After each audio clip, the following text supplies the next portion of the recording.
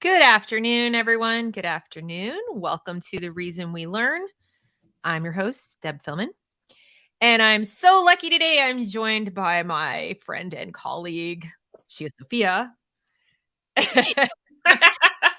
The same name channel. And she's going to help me today dissect a study about math. Well, it's kind of about math. I don't know. But before we get into this wonderful topic, I would like to ask those of you who are coming in to the chat or arriving on the scene here to please like this video, share this video, subscribe to the channel if you're not already. That would be awesome. It really helps me out, grow the channel. I'm getting the word out about what's going on in education. And hopefully not just from a, oh my God, did you see that point of view, but also to help you understand the word salad that's being used in the actual documents and, really help educate you about what this stuff means so you can make educated decisions about how to take charge of your child's education. Like, what should you do? Should you stay or should you go now? Obviously, I have an opinion on that, but I understand each person's family's life is different. So do subscribe. If you want more help with leaving the system, I have a locals community at thereasonwelearn.locals.com. We have a weekly Zoom call there on Wednesday nights, and I help people more directly with, figuring out, should they homeschool? Should they do something private? What should they do? And I have a Substack where you'll be able to listen to interviews like this in audio version, usually about a week after they air, if I can keep up with it. But that's why this support helps so much, you guys, because the more support I get, the more time I have to do this sort of thing. Shameless plug. Anyway, so today, Adrienne is here from ScioSophia. And if you aren't familiar with her, she has a channel where she does do the kind of thing we're going to do today, but with lots of different kinds of scientific research. So her expertise, because she's a researcher, is in reading the kinds of stuff, study says, that we parents and lay people look at and kind of glaze over and say, what does that mean exactly? Like, it looks really serious. Maybe I don't know enough. So I asked her to help me with this one because it pertains to mathematics, which kind of falls under the purview of, K-12 in particular. This study does. And the other reason is that I've been pretty active helping a group called savemath.net. And if you aren't familiar with them, please do check out their website. They are focusing primarily right now on something going on in California. But as I've said many times on the channel, things that start in California don't stay in California. And hint, hint, they didn't also start there all the time. So if you think like they're their own separate little country, no, they're just really big, the size of a country. And so they get a lot of negative attention. But I promise you, this kind of thing is going on in other states, on the East Coast, middle of the country, whatever. So it pays to pay attention so you can be hopefully ahead of the curve in your state. So Save Math is concerned about something called the proposed California Math Framework for 2022. There have been other math frameworks. This is technically an optional framework that the State Board of Education will either approve or not approve. So it will be a framework that districts can choose to use. Now, it's technically optional, but if it has the seal of approval of the Board of Ed, you can safely assume it's probably going to be picked up by most of the districts, especially considering that most of these new frameworks, ethnic studies, comprehensive sex ed, and now math, are coming at it from an equity perspective, using an equity lens. And so, as we all know, most districts all over the nation are hiring diversity, equity, inclusion, either consultants or directors directly, who are then recommending curriculum like these frameworks. Okay. So while the framework itself isn't specifically a curriculum, it is a set of pathways and a model for teaching that then effectively becomes one, because you use it to guide all of the arrangements of the classes and the teaching and even the selection of the teachers and training of the teachers. So it's really important. One of the things that I've noticed in connection with this work is there's one person by the name of Joe Boaler, who is a Stanford professor at the School of Education. So not mathematics, not science, not a STEM field, the School of Education, who helped write this framework and who is the most cited person who helped write it. So she helped write it and then cited herself, and we'll show you 59 times, she and her fellow authors, but 59 times cited in this framework. 6 times more than the next cited person as a reference. So when this study came across my desk, I said, Adrian, can you help me? Because this is co-authored by one Joe Boaler. So presumably, I think it's safe to assume that this same individual is applying the same ideas and the same point of view, and maybe even some results or learnings from this study to her work on the framework, and it's kind of all tied together. So let's take a look, shall we, at what should we call her? Dr. Boaler? What should we call her? I mean, we can call her Dr. Boaler just to be polite and professional, but Okay. But yeah, I think just for your audience to recognize the thing about it, at least in a lot of fields, it's really, really bad actually if you end up citing yourself a huge amount of times when you're Right. publishing in peer-reviewed articles and what have you. Um, kind of a bit of a loophole when you're talking about Professor Bowler is her preference. Okay. When you're Professor Boaler. when you're Fine. talking about peer-reviewed stuff, it's generally really bad because it's just like, well, you're citing your own stuff, maybe because other people aren't going down that thread of research, or because a lot of other people maybe think that thread of research isn't as great as you think it is, or yeah, things like that. It's usually not good to cite yourself over and over and over again. Yeah, it seems a little circular. It is. It can be very, very circular. It can be viewed that way. I mean, the exception to that is if you're the only person who's doing any research in that particular field, or you're one of a very few, then yeah, I could see it. But most of the time, this is really bad to actually cite yourself over and over and over again. Wouldn't it, though, at least call into question how definitive your research is? So in other words, even if it doesn't completely invalidate it, Mhm. wouldn't it, it be wise for people, let's say, like a government body elected or at least appointed by elected officials, paid for with tax dollars to make big decisions about millions of people's lives that will also be spending tax dollars, and so forth. Wouldn't it behoove those people to put a little asterisk next to that at least and say, well, this is interesting, but I'm not really sure we can classify it as research when it's you citing yourself so many times. I mean, it sounds like more of a opinion on steroids, kind of thing. I mean, it depends on the papers themselves, because you can have work that's really well done and you end up citing True. it multiple times, but you can also have work that is garbage that gets cited multiple times. So it kind of cuts both ways. My concern with her stuff and what I've read is that she does very much seem, admittedly, this particular study that we're looking at, she's not the only author; she's a third author Mhm. here, but she does very much seem to have a bias toward one particular perspective over another to be charitable about it. Don't Right. necessarily need to be charitable. Um, Well, and what we've talked on the channel before, and you've talked on your channel as well about the concept of equity when it comes to science, and that, because the word itself has only taken on its current meaning recently, it used to just be another word for equality. yeah. It was kind of like, there were two different words for equality. And then more recently, the word equality has been pushed aside because it has a much more specific meaning, especially under the law. And equity, you can add more to it, like fairness and all this other subjective stuff.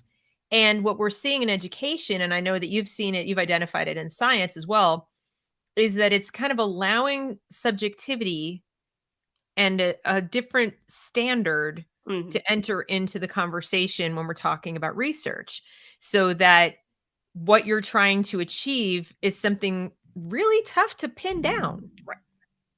So now, when it comes to this particular piece of work, um, what, how does, let me see, where should we start?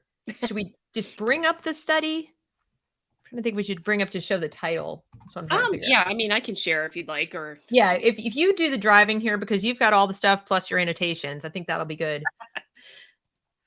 how about we go with a window instead? There we go. Maybe this will work. Okay, I think you have to allow first stuff. Okay, hang on one second. Let me just make sure I give you the and a full note permission. Let me do the and a note on the equity thing actually is like now I'm starting to see it come back where equity and equality are used interchangeably in some of these more woke papers like this, which I would definitely classify this as that. It's like I've said on my channel a few times, there's studies and then there's studies. right. And this might count as a study, I think. Okay, hang on a second. Why is it not? Oh, here. There we go. And I'm like, where is it? It's right in front of my face. Okay, sorry, my bad. Yeah. And the thing about it, one of the things that concerns me with her citing herself so many times and in the like here is that it's almost like a manufactured consensus about this around this being objective reality. So usually when you're doing like scientific research and what have you, you are searching for the truth about something, and when that emerges to a certain degree, you know, it's tested and retested over time, and then over time folks in the field may move toward that as being objective reality and accepted in the community until something finally emerges that challenges it successfully, and then the whole process starts all over again. In her case, because she's citing it so many times and she's citing herself so many times and seems to have a bias toward that, it's almost like she's trying to manufacture that objective reality in a way, which is really strange. But seems to be very much in keeping with the constructivist nature of everything that they're doing. Oh yeah. Right. Everything is constructed. Now, I want to call attention to a couple of things for my audience here. And first, it says contents lists available at Science Direct. So there's like this sense, you know, if you were just coming to this, be like, ooh, scientific. And then it also says International Journal of Educational Research. Now, couple things to point out about educational research. It's unethical to theoretically, you know, to experiment on children without certain things being in place, right, Adrian? Like, I mean, there are just certain things you're not supposed to do because you're not supposed to do any kind of harm, right? So that makes it a little more difficult. And kids are only in the phase that they're in for a short period of time. So it's difficult to do long range studies in education and so on. So the other thing is, you are not supposed to name the school district or the class or the people or the teacher because it's for privacy, right? I mean, ideally, it depends a little bit. A lot of social science studies, not just education research, but the social sciences in general, have to, before they can even start doing a research project, have to go the institutional review board of their respective universities, which is tasked. Each of the IRBs are tasked with making sure that, particularly if you're doing anything with human subjects, be it something as simple as a survey to something as in depth as this was with the interviews and what have you. And in their case, not just interviews, they were in classroom, they video recorded the classrooms and all these kinds of things. They have to make sure, the IRBs have the responsibility and oversight to make sure that nobody is harmed as a result, that the study itself is humanely done. That's particularly with the medical side, medical research. That's the main concern there. But the other side, of course, is you don't want to do any mental abuse, physical abuse, social abuse, or emotional abuse as part of your study. You have to avoid that as much as you can. So the IRBs are tasked with making sure that that doesn't happen in the study, in the course of the study. And part of that process of making sure things aren't harmful to people, and particularly to kids. They're very, very sensitive about it when it comes to kids, rightfully so. They have to make sure that those kids aren't harmed. And a lot of the ways they will do that is they will anonymize as much as they can. The problem with this is that when it comes to journal publication, one of the biggest problems we have is reproducibility, and the anonymizing of things makes reproducibility and validation of results extremely difficult to do. And that is unless the authors themselves share their data, which they can and legally have to do legally they have to be able to have their data available somewhere even if it's behind the wall and you got to do whatever to make sure, sign some form paperwork that you're not going to use the data irresponsibly or something like that to comply with the IRB stuff. But it's there because anything that is funded with taxpayer dollars, bear this in mind, any research that is funded with taxpayer dollars, it has to be published and the data has to exist for it somewhere. Okay. That's This will just become standard practice in relevant. US law Everything she's saying is for a going to while. become relevant in a Yeah. few minutes. Yeah. So we're kind of setting the stage here and explaining to you some of the background about how they do these studies and what's important and what to note and and so forth. Because then as we go through, you can take note of what's there, what's not there, how something is presented, and so forth. Do you have anything else that we need to lay out there for people before we start talking about the substance of this? I mean, no, not unless you want to just like give overview of what she's arguing in the paper. Oh, okay. Well, yeah, why don't you did a fantastic job of that in the pre-show discussion. Why don't you do that? And then if I need to come in after and kind of Right, punctuate anything, I will. right. So she argues here in this particular study, for one thing, it's all about equity. Equitable outcomes, it has to be the thing that matters here, going all the way through it. And what she tries to say, what she argues with this study, is that narrow mathematics prevents equity from happening in classrooms where they've gone in this particular direction that she really likes, this pedagogical practice called complex instruction. Um, its ability to be equitable is limited because the focus is still on narrow mathematics. What do they mean by narrow mathematics? Well, basically what they mean is the current content standards in California um, are making things narrow and not multidimensional and um, multifaceted and group worthy tasks. They're still too focused on like individual things of expression that students have to learn, rather than, well, the multiple ways of getting to those answers or the multiple representations. Or let's put it this way, it's answer specific. It's all about getting the right answer still, and that limits equity. So you can't have it be answer specific. That's basically what she gets into at this article. We're basically we've got multiple ways of knowing, which we know is critical theory.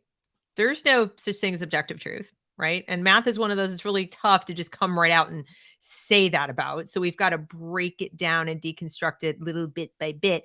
And we start with having everybody work in groups because that starts to convey the impression that no one person has or can get the right answer. We all are so interdependent constantly, no matter what. Nobody has personal power to get what they need or get answers in math. And then you have these multiple ways of knowing. We're going to make everybody feel good. And ultimately when you do those things, you then are more willing to accept the notion that the right answer doesn't matter at all. Yeah. This is just moving us closer and closer. Like, it's a lot easier to recognize this pattern when you're looking at something like gender. Because you're like, whoa, they want to add the P to the LGBTQ, right? Like they're now talking about adding P, but how did they get us there? Well, first we accept this, then we accept this. Well, when you're talking about math, there's just not as much room to move. No. There's not as much, subtlety, how are you going to do that? People think of math as right and wrong. Yeah, and I think just to make the point for folks, and actually in the interest of full disclosure, I'll mention this.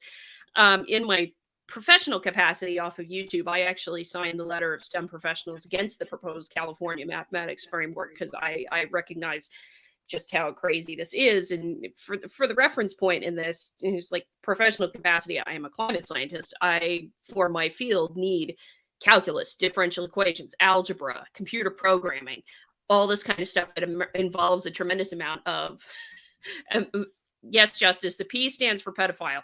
Yes, it does. Why am I laughing? This isn't funny. No, I bring that up because it's just like you can get really creative with mathematics, and the applications for mathematics are virtually limitless if you think about everything that we use it for.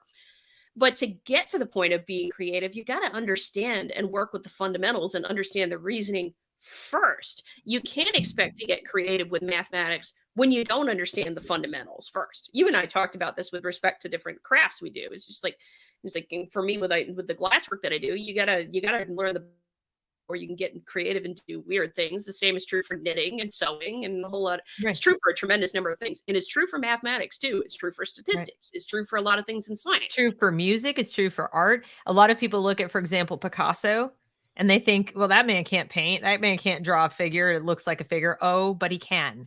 Hmm. See, that's what a lot of people don't realize is that you there's the old saying of, and even in cooking, I was a pastry chef for a while, which is very much a chemical thing. Like you have to follow recipes.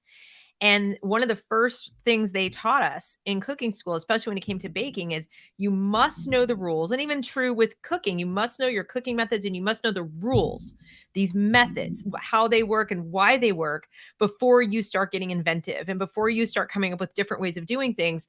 You don't just walk into the kitchen and just start throwing things in a pan and go, "Look, I came up with a new way of charring meat," or whatever.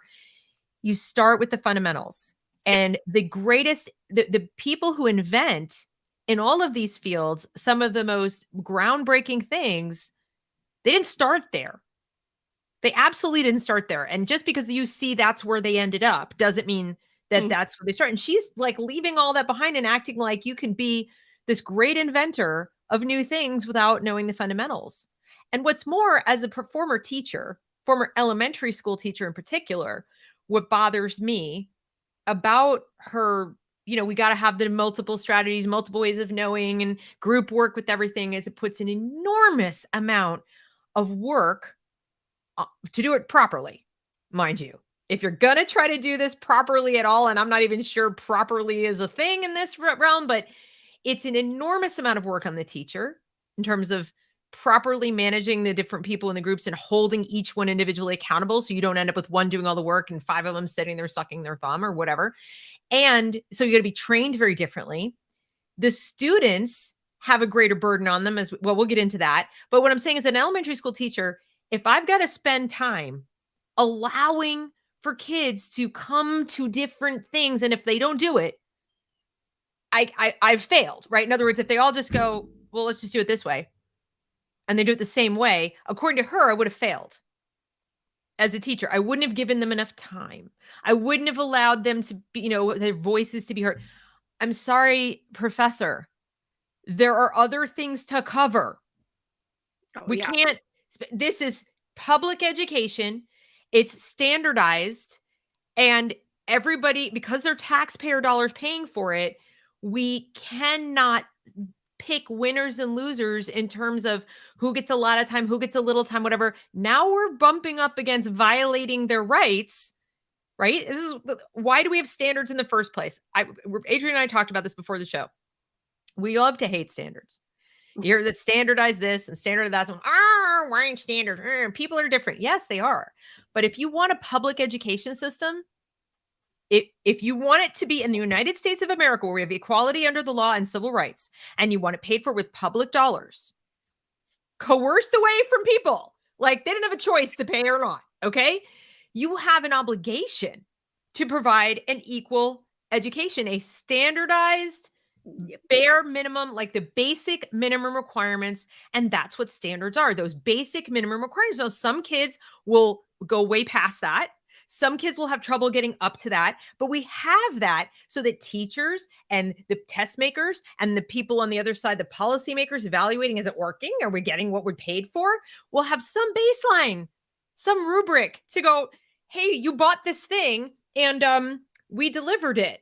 Without standards, it's anybody's guess what they're doing with their money and what your kids are doing all day, and Mhm. whether they learned anything or not. You put them in Mhm. there at 6 and they come out at 18, and who the heck knows what happened in between without some standards. And when the teacher goes into the class, they're like, what is my goal here?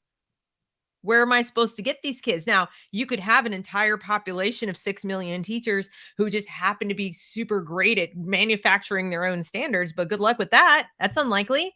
So that's why we have them. And this piece, her argument here, as near as I can understand it, is content standards are a problem.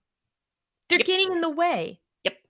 They're not multidimensional. They don't go with multiple They representations. don't let They us emphasize getting the discriminate. answer over the process. It's all of People. that kind of stuff. Yeah.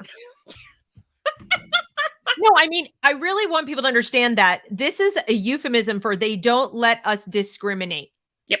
They don't let us practice Kendi version of anti-racism in the classroom. Let's call it what it is.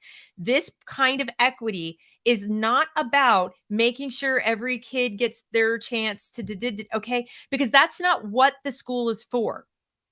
I know that's going to sound really cruel, but that's not what school would take, 18 years until you graduated high school. And, the kids who get it right away would be like asleep or running screaming from the building after a point because you would be going at the slowest pace.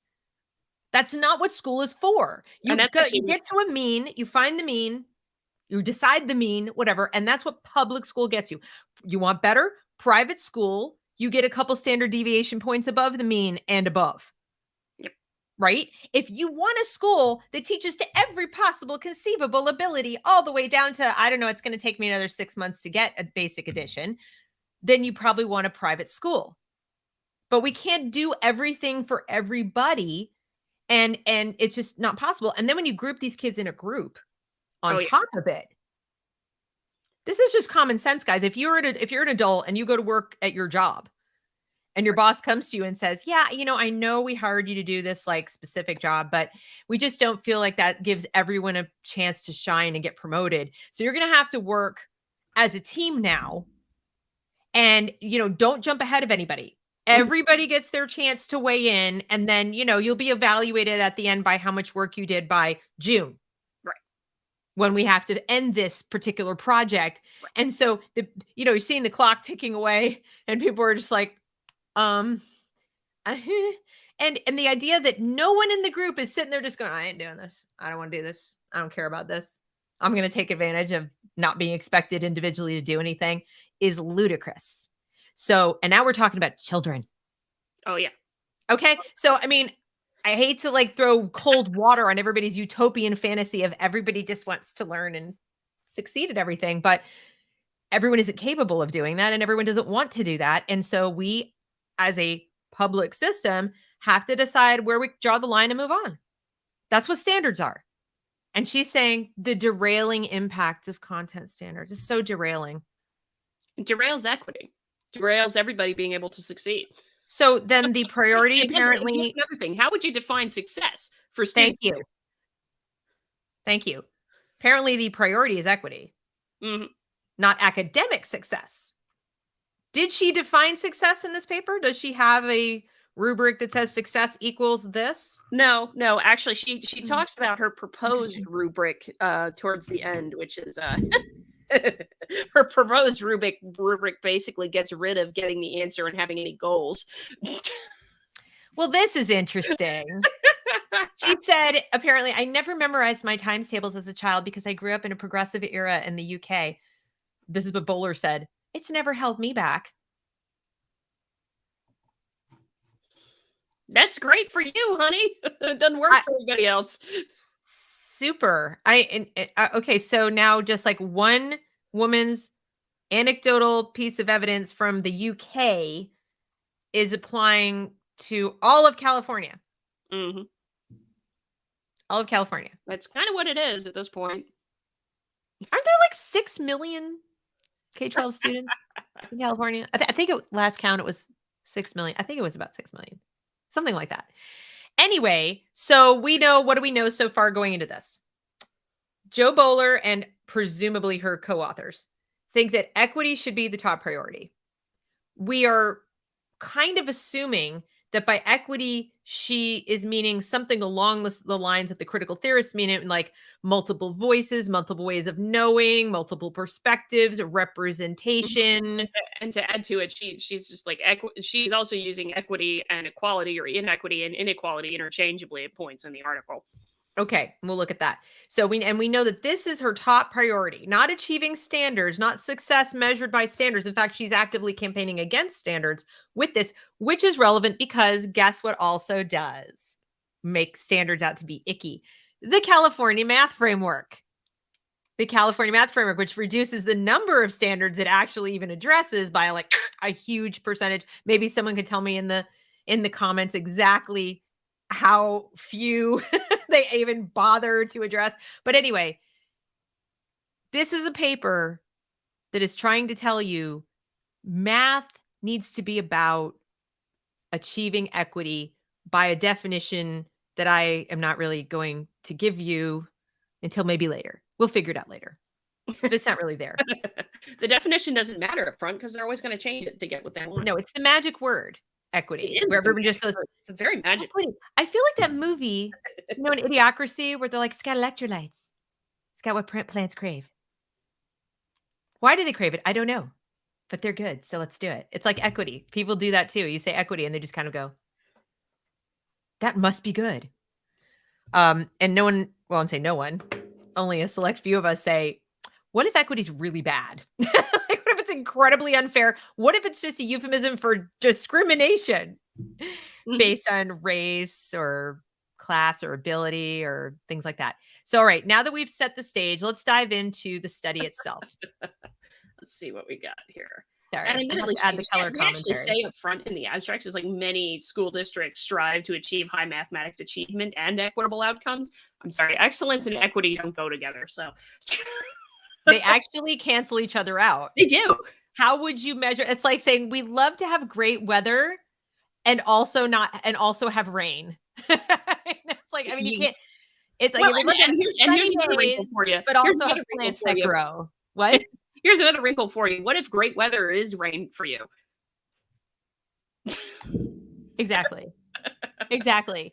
I mean, they never, I've said this so many times, they never take into account what the children actually think. And I don't mean like just the children they've handpicked to think. I mean, children in general. Like I have said many times on this channel, I was not a great math student.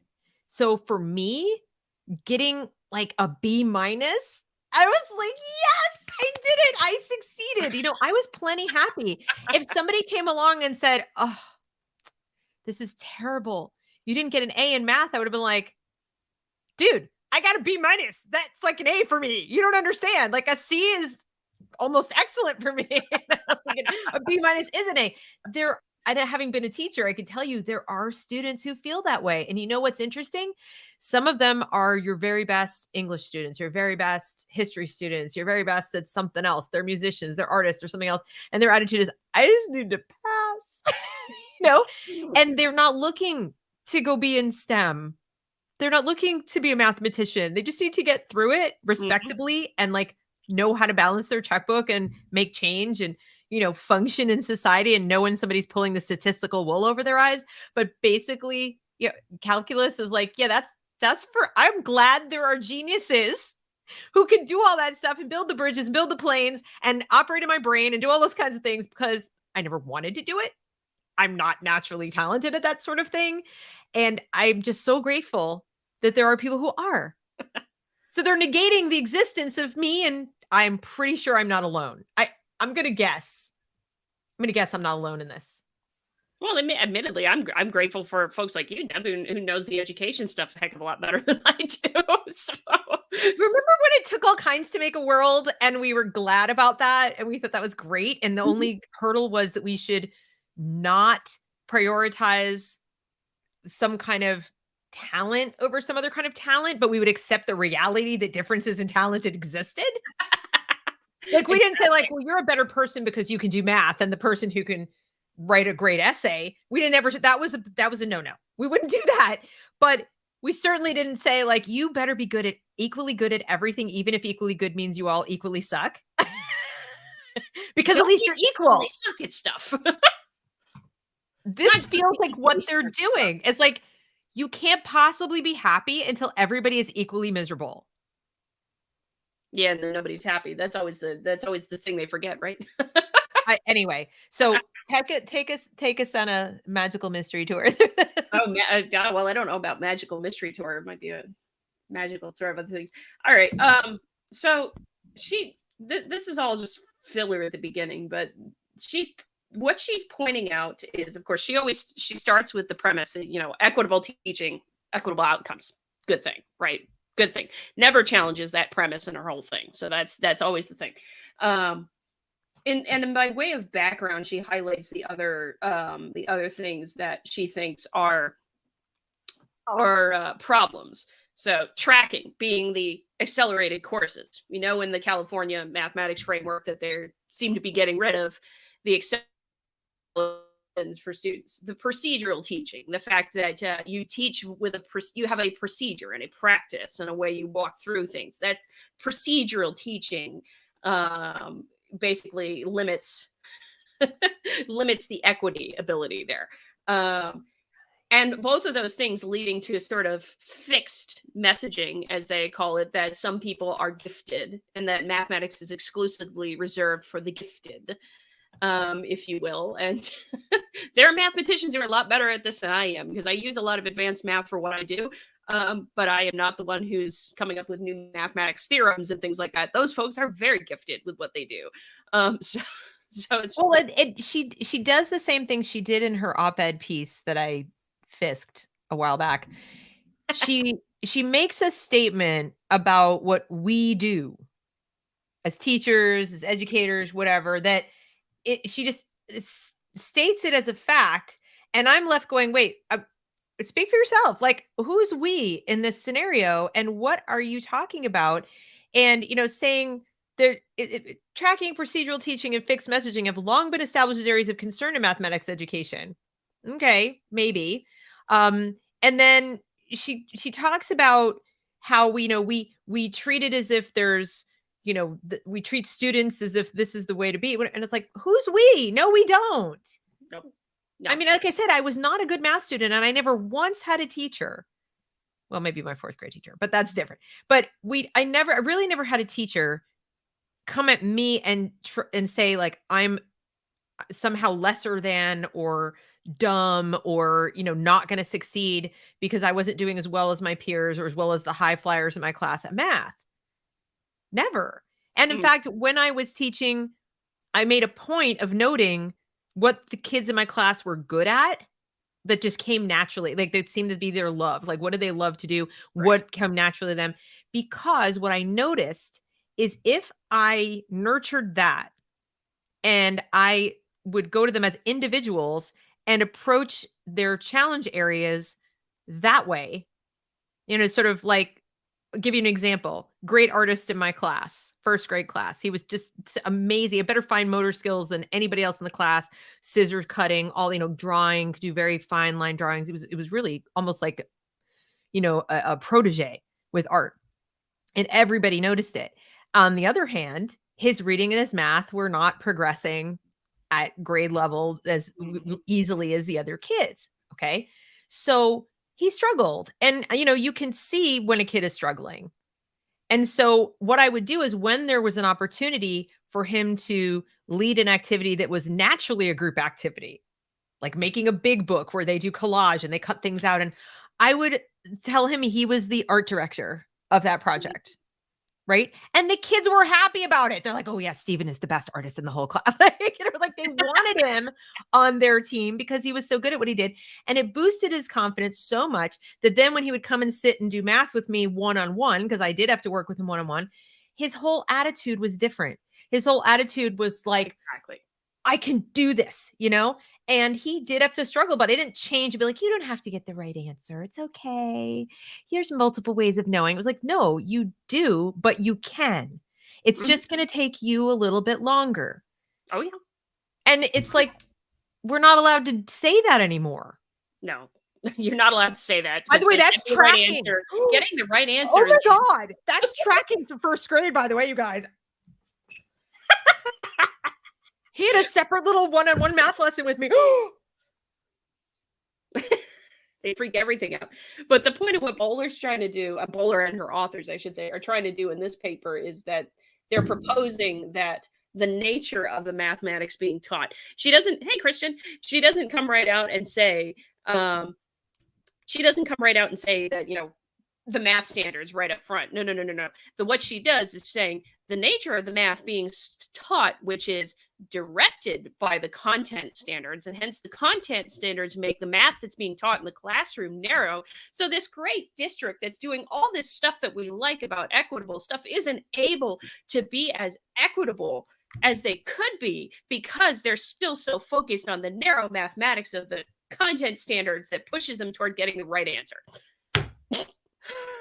That's pretty much it. Can you point to like specific words so people understand where that's coming from? I realize you're acting as like the BS whisperer for us, but yeah, no, we'll get there. So let's see. Through detailed study of large urban district that has made significant and important change in turning around the three well-established factors that limit high achievement. Limit high achievement. Look at this. Bear in mind, she's not thinking of achievement the way you guys are thinking of achievement. She's thinking of achievement in terms of, is it equitable? We show the important role played by the content being taught. Let's see. Mathematics in question has been taught for generations and usually escapes critical observation. Remember that word. It doesn't mean what you think it does. But this paper highlights the important role it plays in derailing progress, particularly in promotion of equitable teaching practices. So this is what she means more by achievement here, is the equitable teaching practices, the promotion of those. She doesn't necessarily mean improvement in mastery of material amongst the students. So that's where a lot of parents get confused. They see the word progress. They think student progress towards doing better in the class. They see the words, improvement and things like that. And they think in those terms. That is not what they mean. They truly believe in and want equal outcomes on the other end. And if it's all right, I just want to take one more second to emphasize that the word proficient, when we do standardized testing in public schools, proficient actually means what most parents would probably consider sufficient. It just means that your student has not just achieved that mean. Remember that we talked about the mean, and the grade level is like the mean. Okay. Proficient means you're a couple deviation points above the mean. You're doing well. You didn't just pass. You didn't just make it to like third grade. Yay, I did it. It's like you're standing on the ground heading into fourth grade. Mm-hmm. Okay. You're actually walking on your feet. You're not crawling on your knees or being helped along in a wheelchair. That's what proficient means. So what I could see as a viable goal is having the majority of your district at proficiency levels. So you should, have, let's say you had 85% or 90% proficient in these given things. That's still not everyone doing the same. Okay. That's everyone walking on their own 2 feet into the next grade. They are ready to go to the next grade. You might have 15% or 20% who need extra help and they're not. Okay. That to me would be awesome in a public system. And that's leaving out like special ed and English language learners, which I don't even think it's fair to aggregate the data with that. And that's just not fair. Okay. But if we're not going to disaggregate any other way except for, are they proficient or not, that would be to dream about results. But that's on right answer. That's like got the question correct. Okay. Yep. Not felt good about the subject and are like whatever. And we need to understand that this woman is coming into this where we have scores of proficiency at 33%. Yeah, I think it's like 33% for civics. I think for math, when you're graduating, civics is lower. Civics is way below 30. Yeah, it's 22% for science. Yeah, it's 24. I think it's in the 20s for civics, and I think it's like 31 to 33 in math. No, it's 24. It's lower than that. Is it lower than that? Okay, so point being, at least when I last checked the 2019 numbers for the National Education Report Card, where like that's the most recent numbers I have, but like grade 12 proficiency in mathematics was 24% of grade 12 students. Right. And see, from my perspective, if you were part of a system, which she is, I mean, she's part of the group of people, the elite group of people who educate the educators, and has done for years at Stanford, no less. Okay. And if I'm part of that, And these are the results across a decade, let's say a decade that I've been part of. And the results are this bad. My motivation to cover that up some kind of way is going to be pretty high. I mean, not me personally, because I have morals and ethics and so forth, but I'm saying you can imagine the pressure to not have to come out and go, okay, so we massively screwed up and everything we've been doing is wrong, clearly, because the graduating seniors are dumb as dirt. Okay. But they're not going to say that, are they? They'd all lose their jobs. If this were private industry, they would all lose their jobs, but it's not. So instead, they're going to actually move the goalpost away from the kind of proficiency that we would want as a civilization, the kind of keeps the bridges from falling down and the planes from, falling apart. And they're going to move it to the most important thing that schools should do is achieve equity of whatever that means and for whatever purpose that serves. And once you do that and you make proficiency, it's like old-fashioned throwback to the old times when we actually cared about getting the right answer. You've wiped away your failure. You've just wiped it away. We have a whole new standard. All done. That's what it feels like. I mean, it doesn't, because how are you going to get from 33% proficiency to what it ought to be, let's say 85%, with group work? And it doesn't matter if you get the right answer as long as you were allowed time to express your theory of a way to get the answer. Mm-hmm. Mm-hmm. It feels like a massive cover-up. It does in a way, but I would trust your judgment more on that. Well, I mean, obviously I don't know that. I'm just saying this is a very weird way to approach it. When I feel like educators and education, researchers like Joe Boaler should be looking at math results and say, oh my God, we have a crisis. Oh yeah. In math proficiency as far as computation, procedural knowledge, actual achievement that I can measure in some way. Did you get the right answer? No. Yes. Okay. That's objective.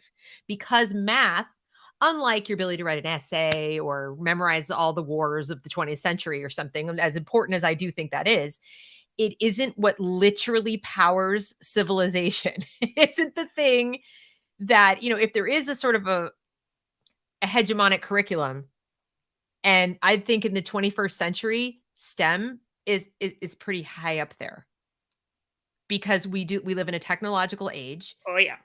Where everything we've come to rely on, from our banking systems that run on computers, our medical equipment that runs on computers. I mean, I just watched a show I watch every week, and the plot was a guy used hacking to take over a major hospital in Los Angeles. Just took it over and was able to shut down all that equipment, life-saving equipment, the lights, the computers telling him what doses of medication, the oxygen machines, you name it. It was taken over. Now, that's the kind of world in which we live. Now, if you don't care about the right answer and you don't care about how few people, because there are always going to be people who do know it. There always will. But if you don't care that number is smaller and smaller and smaller, you're saying, I don't care if we get in a situation ever like that, whether it's organic, a storm, an earthquake, or whatever, or some foreign attack or terrorist attack, and we literally can't find a human being who can unravel it and save those thousands of lives that are about to end because their stuff was unplugged. Well, and there's something to be said. I don't necessarily disagree with the idea that a lot of the larger problems of our time are going to be collaborative. You're going to have experts from goodness knows which fields helping out with different things. But if you're the math expert and you're not proficient in math, well, thank you. You screwed up the whole problem you're trying to solve. So that's why people need to be proficient in math if they go into different things. If you are the one math expert in a team of interdisciplinary people and you can't solve the problem, the math problem that's involved there, well, you screwed everybody over in the team if you're the one math expert they would need to rely on. So that's one of the things, like just working in a group and expecting somebody else will always give you the answer, that doesn't bode well for anything going on in the future. But anyway, we can continue. So yeah, sorry, I keep interrupting you and I need to shut up. No, it's okay. It's okay. This is great. I prefer the conversations and back and forth. So, the second section is just background where she's talking about the whole thing with tracking, and apparently tracking is you get tracking. Apparently, you have overrepresentation and these things, which are compounds of these existing historical inequities. When you say overrepresentation, do you mean by race? Yes. Moreover, students of color and students of low-income backgrounds are overrepresented in low-level mathematics classes and underrepresented in advanced-level mathematics classes. Here, and this is actually a good image to think about. I have a question, teacher. Go for it. Sorry. I am that annoying student because you said like overrepresented and underrepresented. I'm like, where's the line? Where does this? This is overrepresented. This is underrepresented. What is this? Mm-hmm. Like, is there a percentage? I mean, students of color, and again, I don't know what that means. Are we including Hispanic? Are we including like Filipino? Like, what are we including in there? Pacific Islander? Okay. Even if we just take Black, we're talking about what, 13% of the population, of the total population of the country. Mm-hmm. Can't speak to California, but okay. So what's the line where we have over and under? Yep. Okay. That's why every time I see those words and people just like, I'm not saying you, but like people who laud people like her, they just blow by like, well, we can't have that. I'm like, why? Explain why we can't have that. What if that's just where the cookie crumbles? Oh yeah. But the other thing here is she's making the assumption in a way that the representation and overrepresentation, the underrepresentation and overrepresentation in the different tracks is because of historical inequities. Single cause fallacy, anybody? That is a logical fallacy straight off the gate. Yep. And whether or not this is true, you guys might know this one better than I would. Is the other thing they're arguing here is like the folks who are on the less or who are not on the advanced path are typically taught by less qualified teachers. And she argues that limits. She's citing 5 of her own studies with that statement. She's arguing that they're taught by less qualified teachers if they're not in the advanced placement course, the accelerated pathway. And I want to make a point here because it's just like I get annoyed with the fact that they keep saying that no, it's really hard to go into STEM. You can't get into STEM. And yes, calculus is a requirement for a lot of STEM disciplines. But I want to give you something. You want to take a guess at which of those 2 pathways I was on? Do you want to guess? Not the one that she's claiming you would have been on. No, I was not on the advanced pathway. I only took pre-calculus in high school. And I had to take calculus 1, 2, 3, and differential equations in college.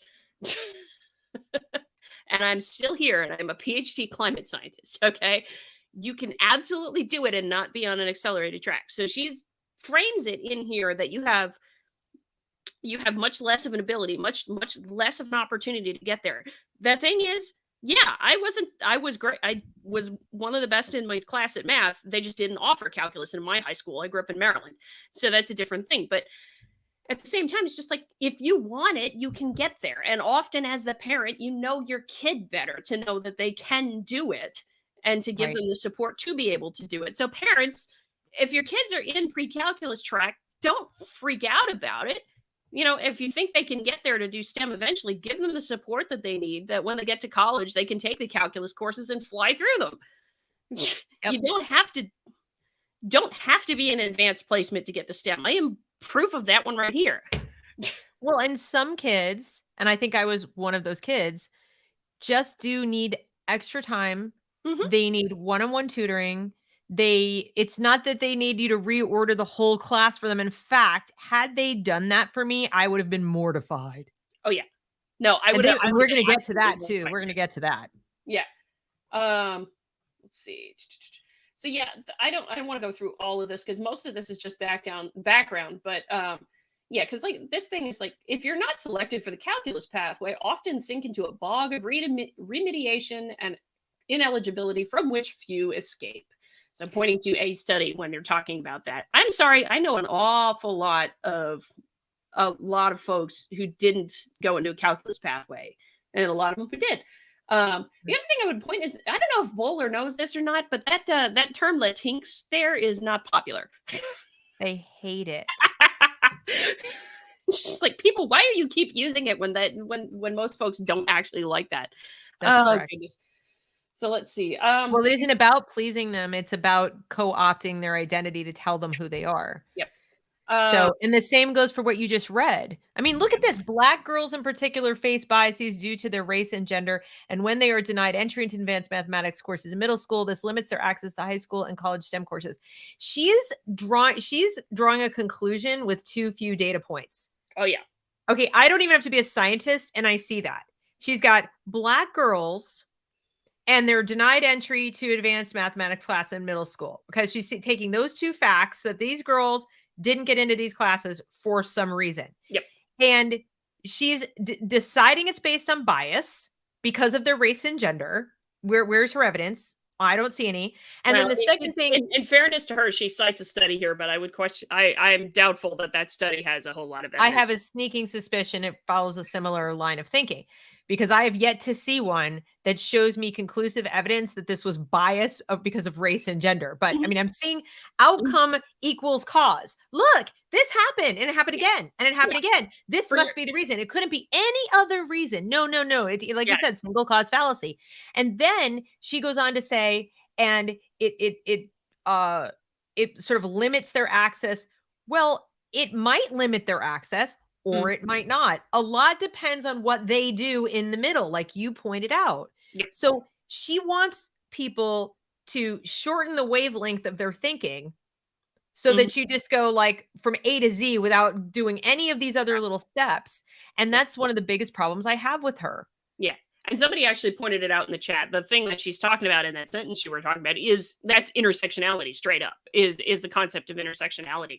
And it's a mess because it assumes so much. And that's probably what infuriates me the most about a lot of this postmodernist woke crap. And then Michael points out the bog of remediation, which by describing it that way too, she makes it very negative, as opposed to saying, thinking, isn't it a good thing that we have the ability to go and remediate? Okay. And they have to spend the time doing it. I would rather that you remediate these things, okay, arithmetic, fractions, decimals, and percentages, because assuming they all want to go into STEM is utterly ridiculous. It's actually a minority of people, period. Never mind a minority of women who want to do that, and that's a whole other show, but whatever.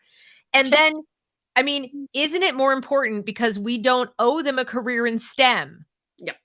Your right as an American, or as a person, a child in America, because you don't have to be an American citizen, is to get a K through 12 minimum basic standard education that meets those standards, right? That's how we know we gave you what you have a right to under our law. So I'm pretty sure you have more of a right to knowing arithmetic, fractions, decimals, and percentages than pre-calculus and calculus and a career in STEM. Mm-hmm. So you got to, at some point, the student, needs to come in on this pathway and take initiative and take ownership of it. But if we haven't given them this in elementary school, if we haven't even prepared them for middle school, for crying out loud, in math, and she and her cohort all want to talk about the pathways from 8th grade and above and the pathways from 8th grade and above, and they seem to ignore this fundamental piece that most of the remediation happens because of what Michael's talking about. Yep. And thank God it does. Yeah, no, and it should. It still doesn't work because you need the basics of that. You need to get the basics right before you can even go into the advanced stuff to begin with. And so, the remediation is a good thing.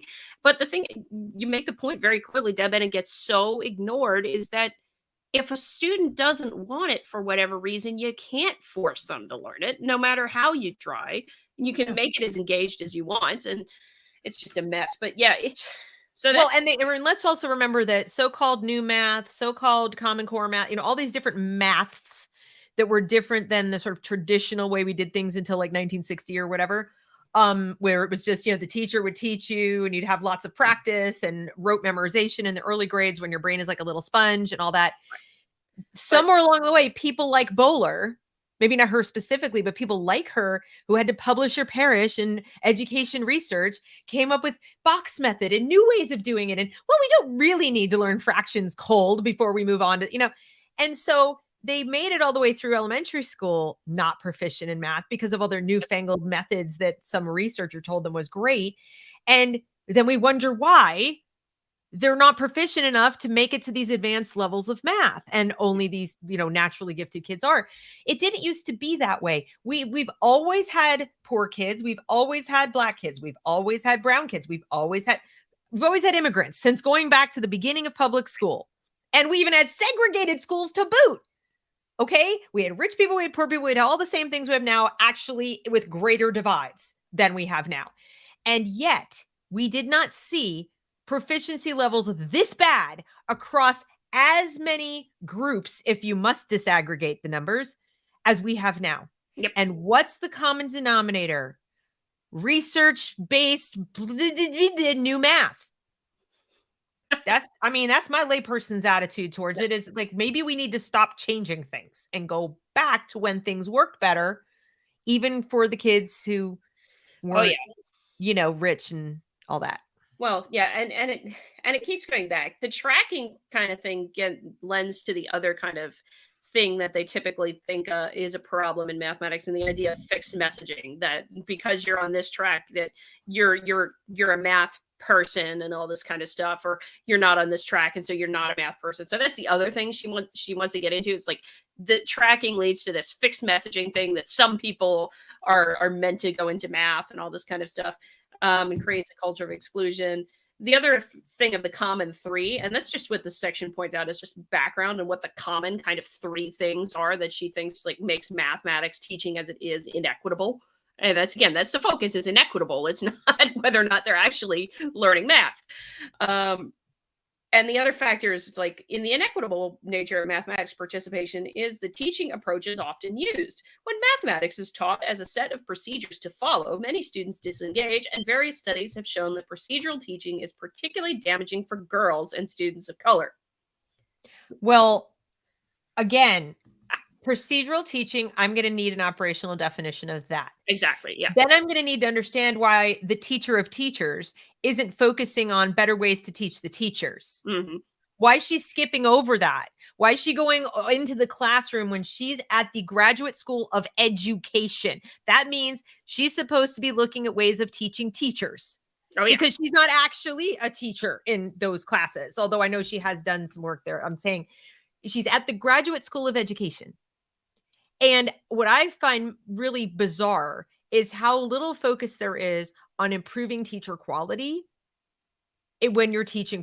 I've had procedural teachers who made it so clear, and they were, it wasn't engaging. It wasn't like, now we're going to have fun. It was just, they were so good at explaining things. And here's what separated them from the ones who weren't.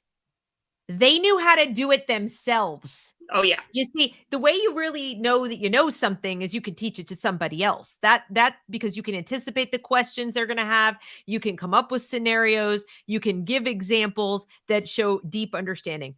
We have too many teachers, in particular at the elementary and middle school level, who cannot do the math. They don't know how to do math. When I was in graduate, remember, not a good math student. Do you think they taught us any remedial math or how to do math to make sure we were rock solid on all the math skills that you'd have to teach when you went into the classroom, K through 5? Mm-hmm. And my certificate and my degree took me all the way through 8th grade. I could have taught. Yep. But I am telling you, honest engine here. Excuse me if that's offensive to anyone, but I could not possibly teach anything past with like confidence. Long division. Yeah. Don't ask me to teach fractions. Yep. Couldn't do it. And that's a function of I was poorly taught. But then in graduate school, they didn't use math class for that purpose. We had a little bit of education, instructional design, and like creating less engaging, fun lesson plans around things that were given to us, like standards. Like teach the measurement standards for Pennsylvania and make a fun measurement lesson. So I made it around cooking because I know cooking. Okay. So it was fun and I got an A+. But I dreaded the day that I would be in a 5th grade class and I was going to be using that teacher manual. I'm admitting it to you guys, and I'm sure I'm not alone.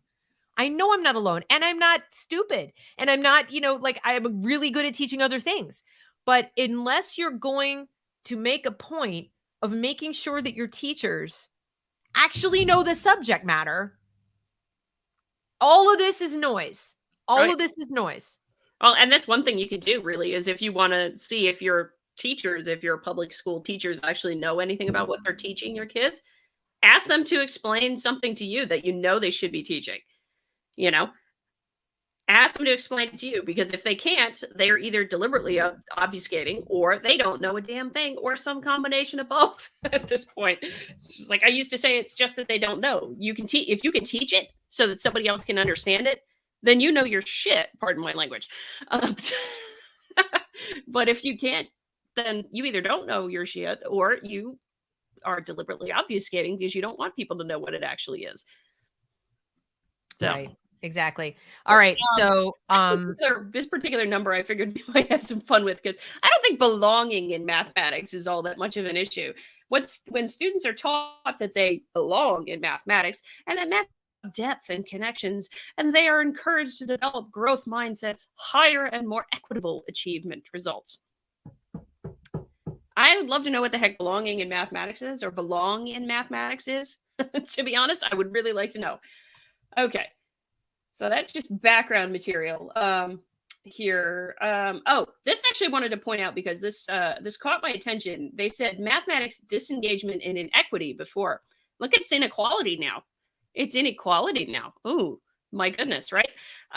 This is where I'm seeing this happen more and more often. That you'll see it subtly get slipped in there. That all of a sudden it's changed from inequity to inequality, and so just bear that in mind if somebody's doing that. Ask the cognizant thing because they never give a definition for either one. They never give a definition for equity and they never give a definition for equality in this.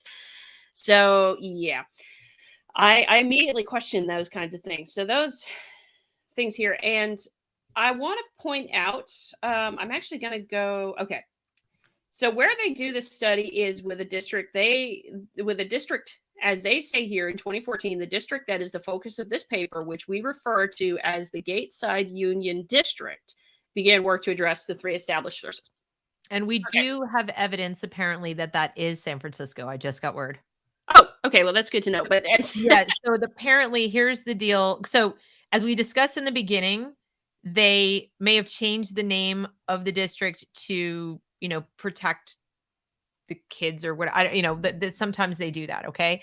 But apparently there's new evidence that the study itself quotes the same percentage of algebra retake rate that had been reduced as San Francisco.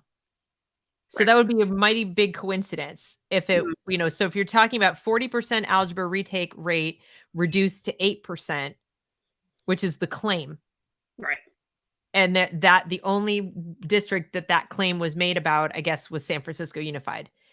So we're kind of working backwards from that and then if you think of Golden Gate Bridge, maybe it's Gateside, like maybe that's where they came up with it. It could be any number of different things. But the point to make of this is that when I went to dig in the list of districts in the California Department of Education, there is no such Gateside Union District.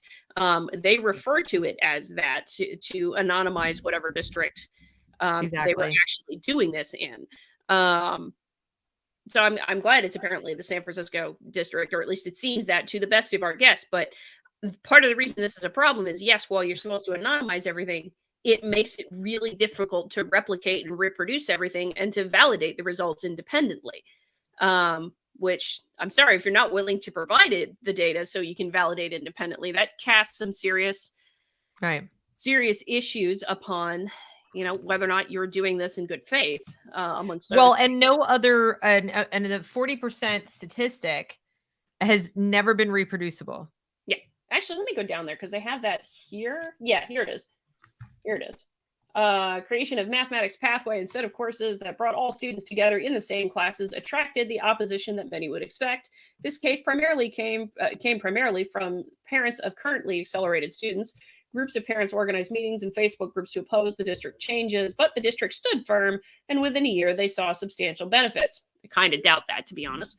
Under their previously tracked system, 40% of students failed algebra. Inequities were very evident. After 1 year of the new system, the algebra failure rate dropped to 8%. Algebra 1 repeat rates dropped for all student subgroups, falling from 52 to 19% for African American students and 57 to 14% for Latinx students. These positive results are similar to those of other districts and mathematics departments that have engaged in equity-focused work. One of the arguments of those opposed to equitable initiatives is that equity reduces the chances of high achievers to excel, but there's no evidence of this compromise, and the proportion of students taking advanced classes in the Gateside district increased by 1/3. So they can't cite these numbers. This is something we notice in here. They can't cite these. They can't provide a citation for these numbers because if they did, they would not be anonymizing the school district. Pretty much the reason why that didn't show up there. But at the same, that's the reason there's no citation for this, and we kind of have to work. That's the best reason that I can think of, that there's no reason, there's no citation for that. The other thing they're not telling us is they're not telling us if they're just telling us about what happened before and what happened at the end, but they don't tell us what else they changed. Right. And it's my understanding that they also removed a test. Yeah. In between. That's what my immediate question was when I saw this, is that's substantial, but what is the proof that what you're doing with these equitable practices actually did that? That is never provided. There is no such proof and data and evidence that I could find when I was reading this. Right. Or looking into it from other perspectives. And so they're using, again, I'm going to charge him with it. And heck, if Boaler's listening, she's welcome to provide the proof because I would love to see it.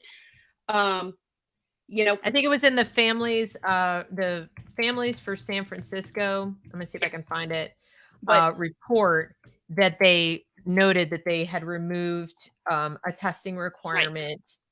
Right. And that's exactly what I want to know is, you know, Joe Boaler, you co-authors here, did you do any kind of analysis to show how much of that drop was because the test was dropped or because your preferred mathematics pathways were implemented? You cannot definitively say that this drop was because those preferred mathematics pathways were implemented that they talk about here. The thing up at the top was implemented in the Gateside district, this new kind of weird, wacky, fangled thing where everybody's in the same thing until 10th grade.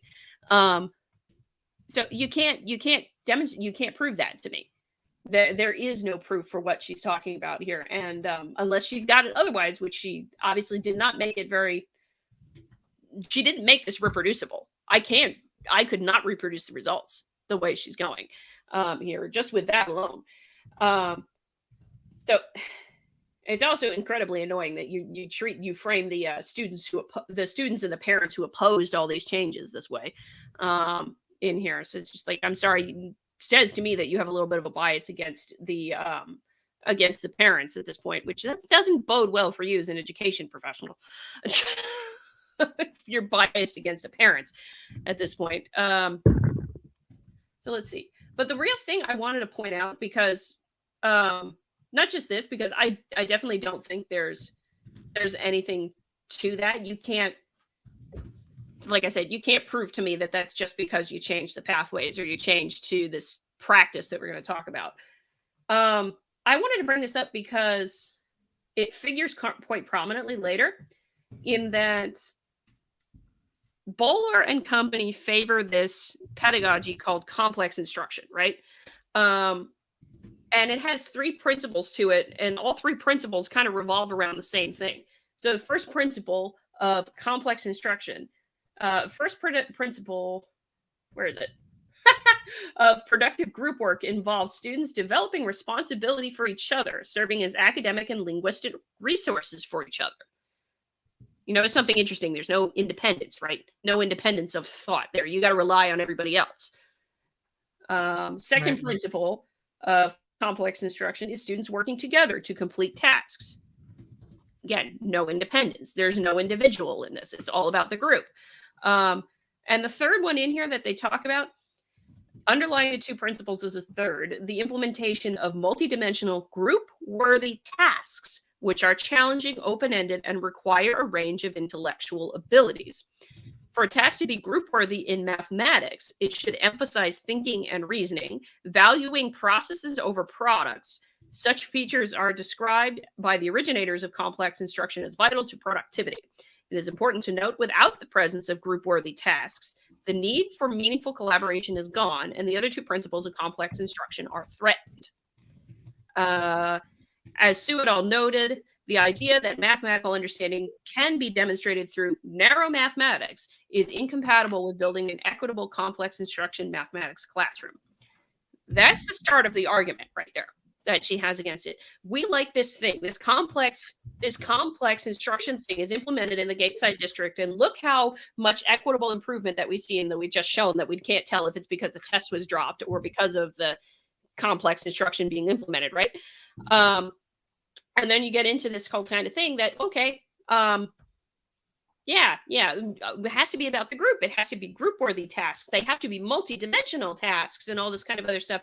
And this thing with, if there's narrow mathematics, well, it's incompatible with this complex instruction thing, that what we really want is everybody working in a group, because that's, we're equitable.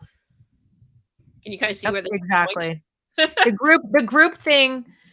group thing makes me crazy for all the reasons I've already given. Yep. And I can't help but feel like this is not incidental. It's not even just a preference that she has for group work because it makes it easier. And like I said, you could look at it as it makes it easier for teachers who are lazy and they don't want to actually stand in the front and teach, or they don't want to actually instruct. Okay. Or you could look at it as harder for the teacher who's trying to instruct and help, and because they now have to go door to door, so to speak, and that can make it harder. I'm going to bring Michael in to talk about some of this, because I can only referee people like pinging me left and right about what I'm getting wrong so much. So here we go. Hi, Michael. Hey. Oh, hello. Good morning. Hello. So we're joined by Michael Mallione, who's working with Save Math also, and has some things he would like to add to our analysis. There's a lot of background here, and admittedly, I can give it to you from the teacher perspective, and Adrian can give it to you from a reading and study perspective, but he understands it best from a localized, what Joe Boaler has done and doing perspective. Yes, and I realize it's very dense, and our group has been pouring through and reading and writing some, somewhat lengthy reports, and so it's some of the information has kind of been slow to come to light. But for instance, I think it's 84 now places where Boaler's research is mentioned in the new framework, in the second field review. That number is from each chapter, because there may be, I think you said it was 59 in the appendix, but they're repeated. Each chapter will refer to them several times. So that number it's actually for Joe Boaler's research is cited, I think it's 84 times, and that refers back to the 59 citations you mentioned. But then the next one, the second most frequent is Jennifer Langer Asuna, which I think that's her name, and that's like only 13 or something like that. And so then there's this thing about, we now know for sure, or that it's pretty compelling that statement about the 40% down to the 8 is SFUSD. And the claim that they changed the testing has been confirmed by the district, that did indeed happen. There's proof of that.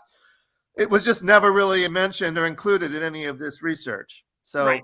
And so she cannot say definitively that the mathematics pathways and the complex instruction thing in the district actually resulted in these drops. She can't say that. Yeah, that's right. Okay. That is the definitive thing we needed. There we go.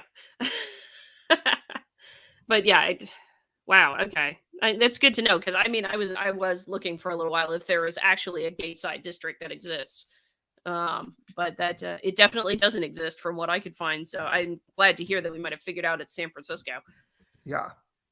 But we do need to summarize all this information we've uncovered in ways that are more digestible, because it's such a forest and there's so much of it that it's easy to kind of get lost in it. And I don't want to take too much time away from your planned what else you were going to do to go through this. So I'll just we're kind of going on the fly here. So yeah, but I'll just kind of be quiet and let you go on. And if anything comes to me that's fine. I just felt like, there's just, what we were trying to do here is go through it and mostly help parents understand that there's a lot of logical fallacies in this. The research, if this is how she conducts research, and this is what she thinks of kids, and this is what she thinks of math class in general, like what math is for, her priorities for math, and then she's one of the main writers of the framework, cited so many times and repeated citations to the point into the 80s, then maybe parents in California and other people involved in this should think twice about moving forward with adopting this framework, because what they're adopting, what they're saying essentially is we are prioritizing equity above academic achievement. We're prioritizing the low performing kids, nothing against them. Okay, don't hear me saying they're throwaway or we don't care, but you're prioritizing the slowest in the class, the people in the classroom who need lots of extra time, way above the kids who don't. And thus, you're by necessity in a standardized environment, because again, this is public school, you are by necessity reducing the amount of coverage you can give to math also. So it's ironic to me, as both a parent and a teacher and an analyst of all this, that somebody who's very concerned about what might cut off your path to future math, advanced math courses, wants to slow everybody down. Oh, yeah. Because one of the things that's going to impede your ability to progress in math is if you don't get there in time. You're not in school forever and ever and ever. There's going to come a year where, like, if you didn't get there because you were spending all your time in group, doing all of your innovative, wonderful strategizing and thinking and not getting the right answer, it's probably a good bet you're not going to get to calculus before you graduate. I don't know. I mean, that to me is just common sense. So what I'm trying to get across to the people in the audience is, like, they give you all this fancy academic speak, but what they're saying is, this is what we prioritize, and we're okay with going slow for this reason, but not that reason. What do you think, Deb, it would be good to go down to some of the interviews and examples we were talking about? Yes, please. Because I would love for Michael to comment on specifically that problem that you showed me. Yeah. Where she says it's too, what was her language? She called it answer-centric, too narrow. Answer-centric and too limited. Yes. Too narrow. And so I would love to have a mathematician's eyeball on that to explain why it isn't, and why, I want to make making a problem where there isn't one. That what she thinks is a group-worthy task should emphasize process over products and thinking and reasoning and what have you. But it's also about visualizations and how do you get to it is what she kind of prefers. And she says it right here. I mean, the goal of our study was to examine factors that constrain or support equitable participation in heterogeneous classrooms. That's the whole point of the study that they were doing to begin with. So let's see. I'm going to go down here. So looking for a good example. So one of the things, I think this was the example that I mentioned earlier, is that they talk about in here the notion that recommends everybody stick together to work through tasks until everyone is finished in here. But what happened in their examples, and this is why the group work thing doesn't, we talked about it, the holding people back.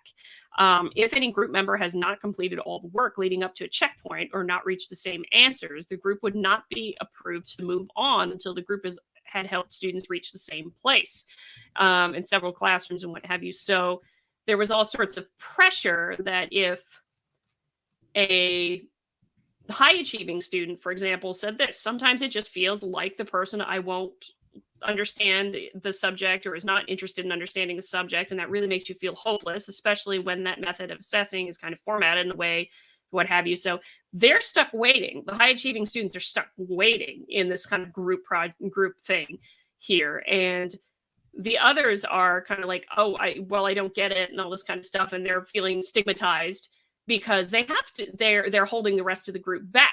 And that's this group thing here. But what she's arguing actually is because everybody had to get to the same answer and get to the right answer. It was getting to the right answer that was limiting equitable participation. And it should have been about the process of how you got to an answer, even if it's not the right one.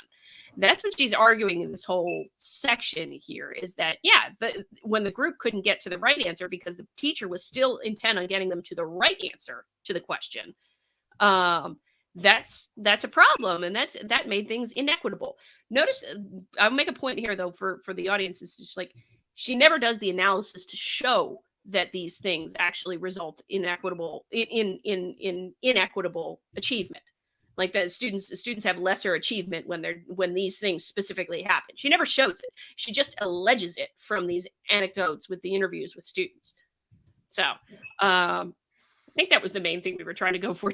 Well, I'm just trying to get my head around that, because if there isn't the right answer, how does this work? The kids who get the answer and actually know that it's right then have to debate with the kids who don't come to the right answer so that they can agree what the answer is.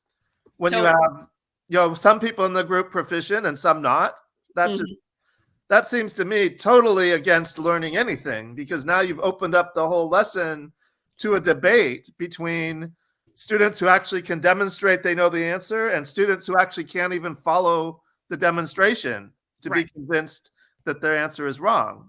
Exactly. And the other thing, and it was in the next section where she actually names it, she loves to refer to the standards as promoting narrow mathematics.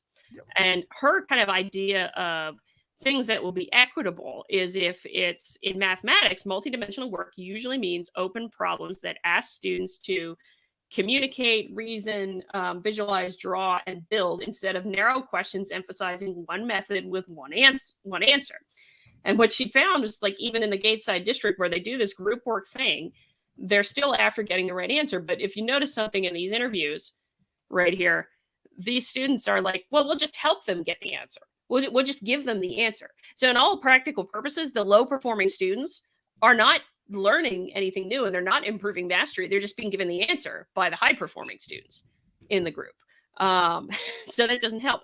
But what she's upset about in the content standards is basically down here. So content and lesson studied was algebra, in particular functions and expressions. These areas of mathematics could be described in content standards in multidimensional and connected ways. Remember when she's saying multidimensional, it's different, like visualizations, different representations. How do you get there? Instead, they're presented in the Common Core standards as individual and segmented areas of knowledge. For example, under the topic of algebra and subtopic seeing structure and expressions, Standard ASSE 3 emphasizes students working with equivalent forms of expressions of naming of expressions. This subtopic could highlight multiple forms of algebraic expressions, including visual patterns, models, and drawings. Instead, the wording of the standard emphasizes the expression itself, communicating a focus on procedures and notation rather than multiple representations. This is from the current standards where she has here. This is what she doesn't like. She doesn't like it because it doesn't allow for multiple representations. And she thinks that because there's only one way to get to the answer in each of these kinds of things, well, that doesn't allow for multiple representations. That forces everything to be answer specific. That forces the teachers to be answer specific, pushing for the correct answer, even when it should be about the process, not about the correct answer in this sort of group framework with the complex instruction pedagogy. That's what I'm getting when I'm reading these things, that she doesn't like the fact that some ways with math, there's only one way to get to the right answer. You know, these kinds of things. There should be multiple representations that get you to an answer. You should be able to learn the process, not the reasoning to get to the correct answer in the real world. So she doesn't like these kinds of standards that you see here because they are answer-centric. Let's put it that way. So it's all about getting everybody having multiple representations of process, even if you don't get the right answer. It's literally what she writes later on. That is her proposed rubric. I'd have to go find the exact page again, but that is her proposed rubric to change things, is that having no deadlines and no goals. Actually, I can go down to that page, I think, if I can find it real quick. But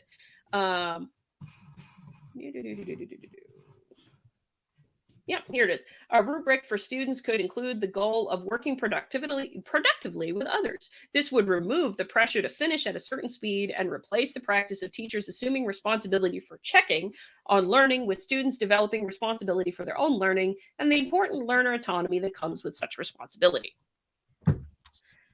Isn't that a kindergarten rubric? Plays well with others? Effectively, yes. But that is her rubric for the students. And the rubric itself would have things like communicate the goals of learning and time for self-reflection, decide which learning goals have been achieved, and all this kind of stuff. Again, she cites herself many times over in this one little section. But that's the thing, is that she doesn't like the standards because it's too answer-centric. It's too about getting the right answer rather than having everybody be involved in the process and feel like they belong, even if they get the utterly wrong answer. Yeah, I come back to these content standards from the time they were first instituted, which was in 1997. They're supposed to represent takeaways. They're not how to teach. They're just the common things that everybody is supposed to know how to do when you're done, which represent the body of knowledge. And the idea of one answer is that it doesn't matter how you get to that answer. You have something you can confirm that shows whatever way you used works. And this desire to pull that out entirely is actually pulling out any substance of knowing math to be able to get to an answer. It's that's the point.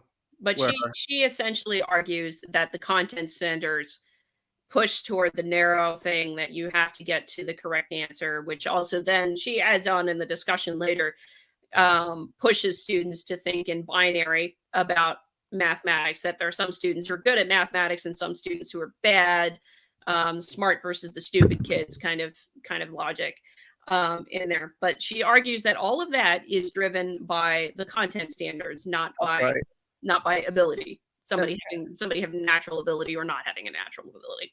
And the only way to justify the argument is to remove any verifiability. Exactly. So if there's no verifiability, sure. Because as I said, even though she highlights in the interviews and what have you, that students are focused on getting the right answer, she never shows anywhere in any sort of analysis or anything like that that's actually the reason why. That if you changed it, you would actually get more equitable outcomes in whatever kind of definition she uses for equitable outcomes. But that's kind of the basic that I draw from it. I have a whole bunch of stuff highlighted here that I just found were interesting, but that's the short version of it in here, because it's goodness knows, I think it's in the the thing that I just keep thinking of is those kids. Like you said, I totally relate to the ones who are sitting there knowing that they're the reason everybody's going so slow. Yep. And knowing that the kids who don't need to go slow are looking at them. Kids know the score. They know what's going on. And I'll be honest with you guys. This is, we've got the scientist and the mathematician here looking at this technically, and I'm looking at this more, from a totally different perspective. I just can't help but feel like that's what they want. I genuinely believe that all of these things are for the purpose of creating discomfort. For the purpose of dividing and having these kids feel unwell, like uncomfortable in their situation. None of this helps anybody do anything better. It doesn't help you do math better. It doesn't help you teach better. It doesn't help you if you're an advanced math student. It doesn't help you if you're a remedial math student. It actually, like, the more I think about it, this method is almost tailor-made to capitalize on everybody's problems. Yep. But and it also pushes you towards in a way that sounds like you're so caring. Sounds like it sounds good to the untrained ear. But if you really stop and think about it, it's like, well, what's going to be your metric for success, Professor Boaler? Yep. She doesn't give it. There's here. Nothing. We don't even have a standard of how do you know to analytically show that. And if you're going to change the testing, you're going to remove a test and then say, well, we had fewer repeats of the test. And like, well, that's easy enough to do. Don't give it, or skip one in between, or whatever you have to do. Just like move the goalpost, change the metric, and you can claim all the success you want. But unless we see controls, side by side, identical before, identical after. Oh, but not the actual identical tests with the same questions. I heard she did that once too. where, you know, it's like, I mean, in a summer program or something where she had people and like, they're going to give them a test at the beginning of the program and they did the questions, they got a bunch wrong. And then they did their little thing. And at the end, they gave them the identical test. So forget concepts, forget really understanding the math. You could have spent your 4 weeks or whatever it was memorizing what the correct answers were and sleep through the rest of the program and pass the test. And look at my brilliant results. So you've got to have certain controls in place. Again, I'm not a scientist, but this just seems like common sense to verify that this is actually even a study. No, it's not. It's frankly not. She has no analytic. She has no empirical evidence for what she's saying, that this is what causes inequitable outcomes in the classroom, is the content standards at this point. She cannot prove it. She has no data to be able to prove it, I don't think. Or if she does, she's been sitting on it for whatever reason. But yeah, no, I call bull on this because I call it a study, not a study. Exactly. And I think that's the problem, that, you know, it's really kind of frightening that they're going most likely to adopt this framework based on research like this. And this isn't the only research that doesn't add up, right, Michael? That's right. This is just the tip of the iceberg. And I'll make a little plug for Save Math. And I'm the founder of Save Math. I know that right now our website doesn't really well identify who we are, but we have just recently written a 26-page analysis of how the research doesn't add up. And I think in the interest of making that more accessible to everybody, we're going to be kind of summarizing and issuing social media a little bit more bits and pieces from it, nuggets, so that it's a little more accessible. But the document is available online, and you'll see if you look at our social media where to get to it. So yes, basically this whole thing, when you look at the actual research that's behind it, it really doesn't hold up. It's very thin. It's all of this nature. Mm-hmm. There's a lot of circular research that refers to itself, and then a lot of that research is really just about what the authors wanted to see. So just in terms of this framework, it's in a public review, which means right now it's open to public comments on the state of California's State Board of Education website, Department of Education, California Department of Education, CDE. That open period runs through, I believe, May 13th. And it's open to commenters from anywhere. You don't even have to be in California to comment.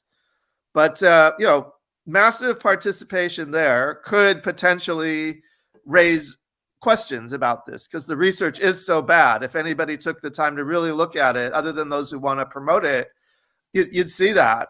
But the concern is that feedback, it's very unclear how that feedback will be taken, whether it will even be considered. We know that they're planning to vote this thing for adoption in July 13th and 14th. And the 11-member State Board of Education, I believe they all feel very strongly that they want to see this happen. So at the very least, if we have massive participation of responding to these public comments and pointing out these problems, maybe that will make a difference. And if not, then I think we have to go district to district and just inform people on the ground, since districts do have the right to decide whether they're going to adopt this or not. Yeah. And that's where the DEI thing comes in. And that's where, you know, why people like, you know, me and Unwokeable and Kelly, we've been really hitting that hard, because we can talk to parents about math, we can talk about science, we can talk about ELA, we can talk about all these things as individual subjects. But if we can't even get parents to get too worked up about the sexual grooming that's going on in the classrooms, and that is billed as being inclusive and instilling belonging and all that, if people are still not, I don't know what you want to call it, even metaphorically storming the castle over this, then I feel like we have to take it up a notch to where this really lies, which is with that whole concept of diversity, equity, inclusion being a priority of public school districts in the first place. I don't think it should be a priority of any institution, but especially when you have public schools, as we said at the outset, that are there to, you know, provide what the government says the students are owed, which is a free and appropriate education at the minimum basic standard level, paid for with tax dollars, so that they can, get graduate 12th grade and go on as individual citizens of the country, or people living here in a free country, and vote and so forth, and pursue whatever they want to pursue after 12th grade.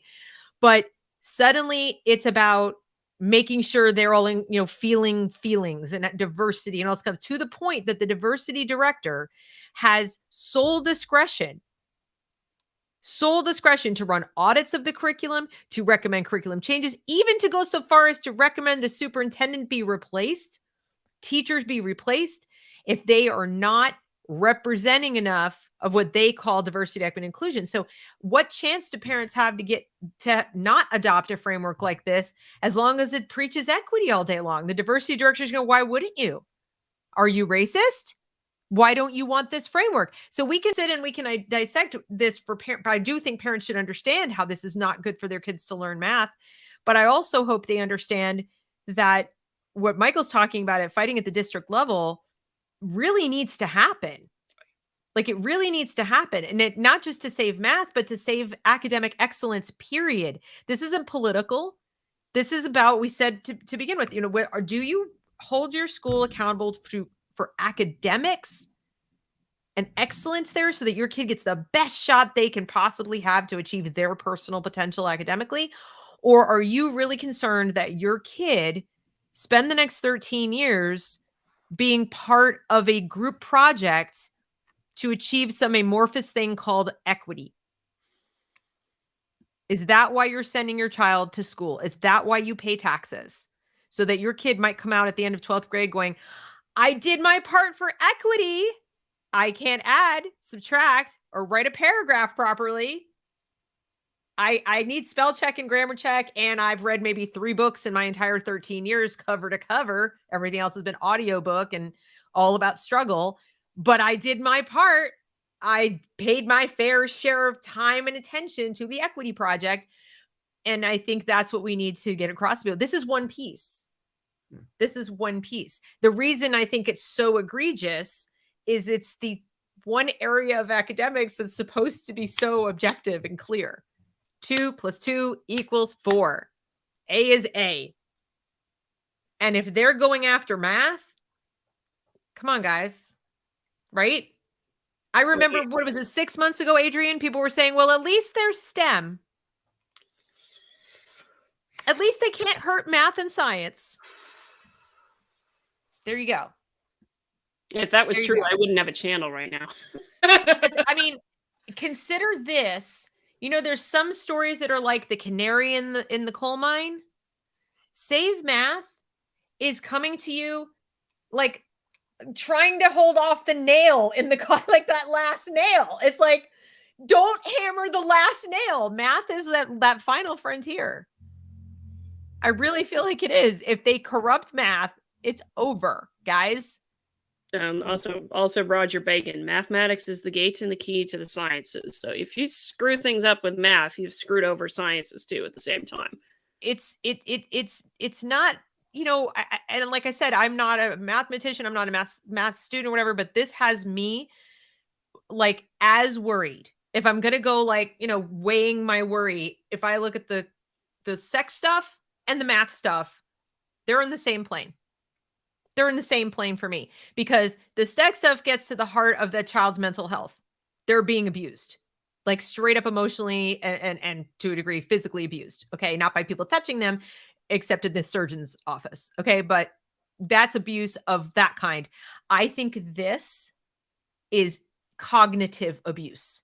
When you read the stories of these kids sitting in these classes, the gifted kids, the high flyers who are just like, their time is being wasted. It's criminal what's happening. I said it the other day on this channel when I talked about investment and how the Department of Education was talking about, we're going to invest. And I said, it's spending, stop calling it investment. I said, but if you put me up against the wall and say, what should we be investing in as far as education as a people? It's the high flyers. Every society should do that and unapologetically should do it. The fact that we can't say that out loud without getting hate mail is really appalling. We used to understand that. We used to understand that we should go find talent where it was and support it every which way we can, because it's a very few people that actually are holding up the world. When you talk about these skills, these are not skills we're all born with, guys. And that's not bad. That doesn't make them better people. They could actually be shitheads, but they have skills that we need. Okay. They just do. And so we need to help these kids. And by the way, just because a kid is gifted at math doesn't mean they have it all going on. It doesn't mean they're not feeling emotional pain from being that much farther ahead than their peers. Sometimes they're feeling it acutely. So why we're so concerned about the validation and potential suicidal ideation and emotional pain of the kids who are struggling, or the kids who have gender dysphoria, but not the kid who's friggin', like doing calculus in 3rd grade. I promise you that kid needs your concern as much as the kids who can't do calculus in 12th grade. So, well, in fact, probably more. And think of it also as just like, yeah, it sucks for the kids who don't do well in math, and they want to do well in math. And the thing about it's like, well, you're the bullying that does happen at times with kids, and it's just like, well, you're terrible at that. You still don't get it. Yeah, no, I understand that part, but it's also, in a way, just as bad if you hold back the people who are achieving really, really well, and they're not challenged and feel like, this isn't great for me. They had that quote up here about struggle, which... You ever notice how they managed to get the word struggle in that way into every one of their documents? Struggles should be celebrated. Everyone struggles, and it is unhelpful for students to divide each other into those who do and do not struggle and need help. I'm sorry, but the struggle is not the thing to be celebrated. It's overcoming your struggles. Correct. And there's all different. You want to talk about the hypocrisy here? Different ways of knowing we want to recognize, but not different ways of struggling. Yeah. There's only one kind of struggle that matters. Yep. But many ways of knowing. The thing about it is, if you hold back the high achievers, they do get frustrated to the point where they then just say, well, F it. I don't want to try anymore. I don't want to do this anymore. I know that because that actually happened to me. It's just like, was doing high school was so easy for me. It's like I got most of my homework done the morning it was due in the library. So it's just like, you didn't challenge me enough. I wanted more of that challenge. And there's a lot of maybe one of those kids is going to grow up and invent something that helps reduce poverty, or finds the cure for cancer, or whatever that helps all kinds of other people who weren't able to do it for themselves.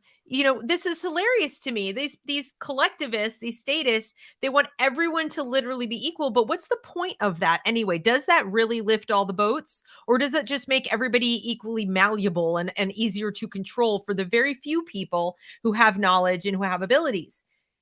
But if you celebrate individual academic achievement and the overcoming of struggles, and even if the person who overcame a struggle got from a C to a B, and we clap and go, that's awesome, most improved, fantastic, and this person got an A. It's not about saying the people with the A's are the better people. The people who do calculus are better people. That is not what I'm advocating for. I'm just saying, stop pretending to make the kid with the C feel better. You don't need to go to the kid who does calculus at a high level and say, shh, you need to slow down. Take it down a notch. Take a step back. Stay in your lane. Sit down. We don't need to take people down. It's not a fixed pie of achievement. These are individual students. They're going to live their lives as individuals. They're going to go out there in the world as individuals, or aren't they? Are they broadcasting to us that they're all going to be cogs in a giant matrix? Well, that's the way this thing is, this complex instruction thing. I'm sorry, it is the cogs in a matrix approach, where you're just part of a cog, and you're supposed to be supporting everybody else in the cog. Well, what are you going to do when you have to go out there and be independent? It doesn't work for the real world.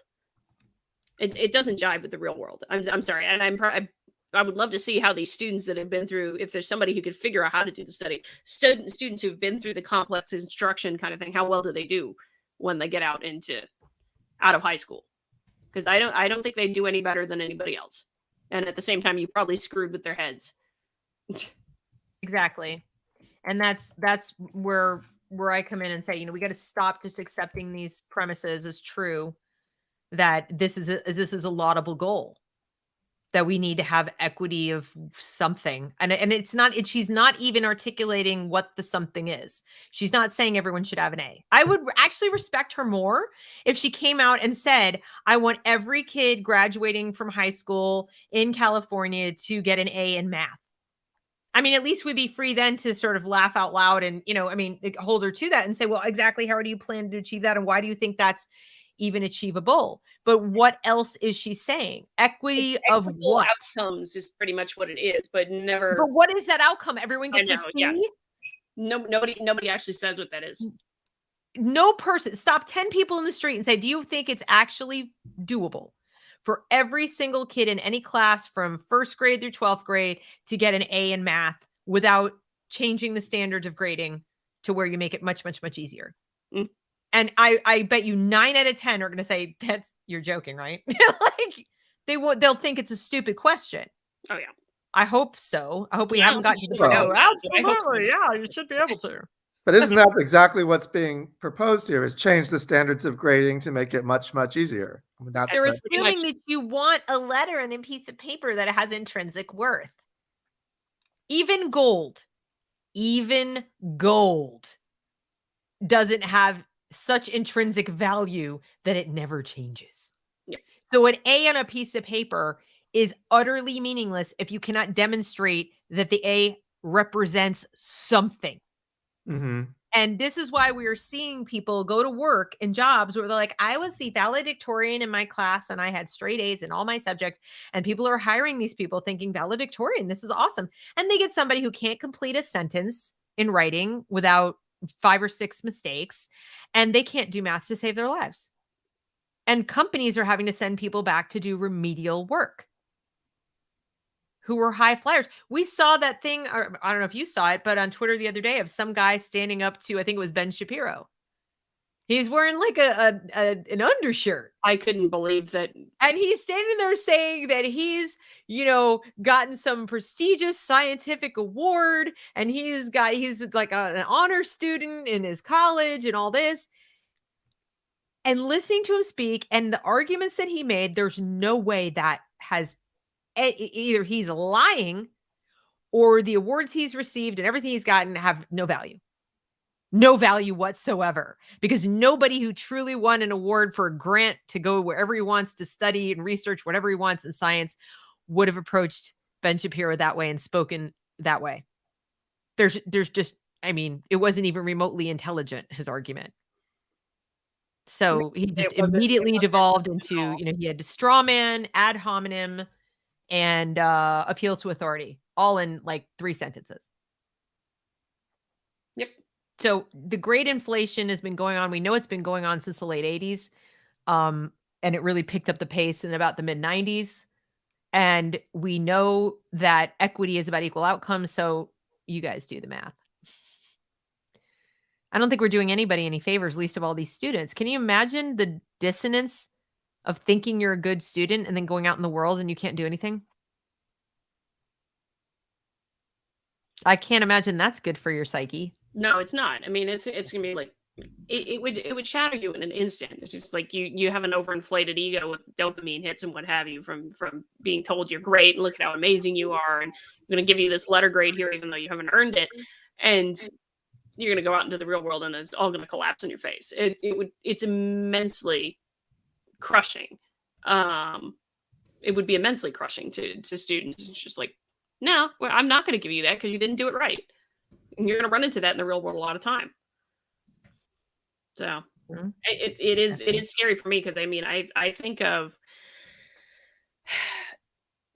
everything that uses math, and I'll give you an example because my first degree is meteorology, and there's a lot of calculus and differential equations and what have you in meteorological formulas and the models that are used. If you can't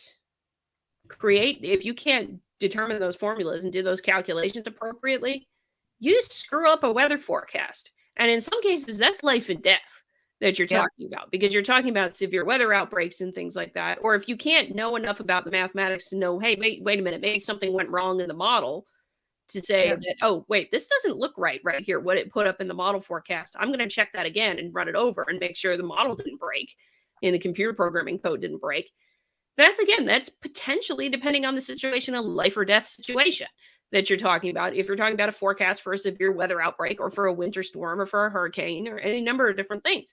And so mathematics plays into a lot of stuff in life. And so if students cannot do the reasoning for mathematics and they're going into meteorology or oceanography or hydrology or climatology or any number of the ologies that use of physical sciences that uses a tremendous amount of math, I shudder to think at what's going to get screwed over in the next 20 years.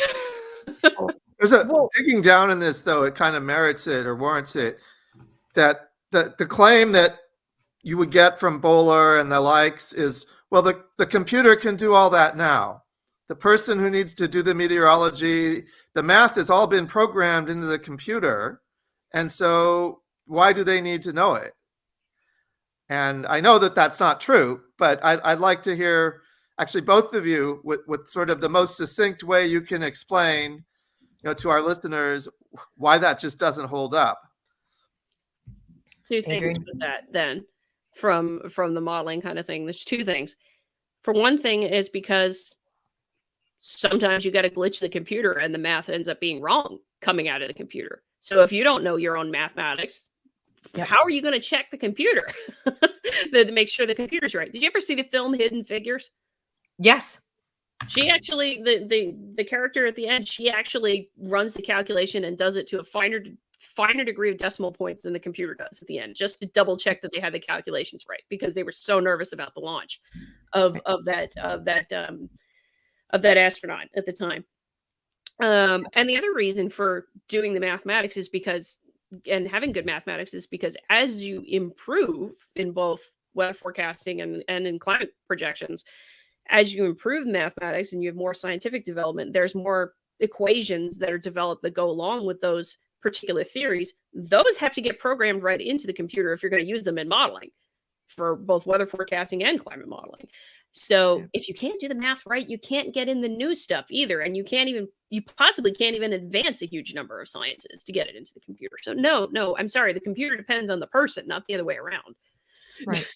And one mistake, especially when you're running calculations at that level, as we've seen in Hidden Figures, that's it. That makes a massive difference. It's not like a small thing. It might be a small number, but it's not a small effect. And I just, from my perspective, I don't think sending the message to our students that this doesn't matter, like that right answers don't matter and, all this is good either. I think it sends a not so subtle message that reality doesn't matter. And I've seen that in my examination of all of these critical theories and pedagogy, critical pedagogies, is that the ultimate goal seems to be to devalue objective reality.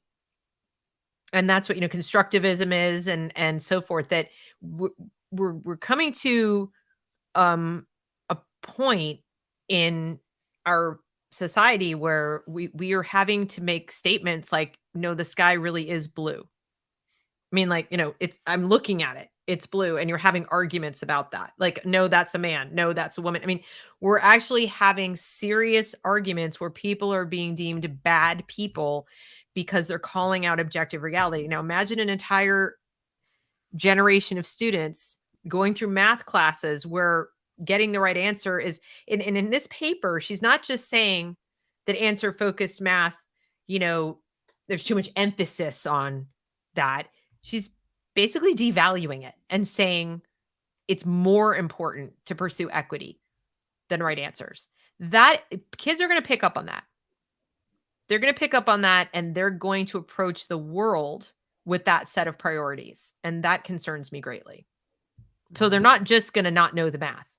They're going to have one more class in a class day that's already, 8 hours or whatever it is across 9 months, across 12 years or so, if we don't count kindergarten, where that idea has been drilled into their head, that nothing matters more than how you feel at this moment about yourself and your own social, your personal perception of reality. But then, of course, they're also saying reality is socially constructed.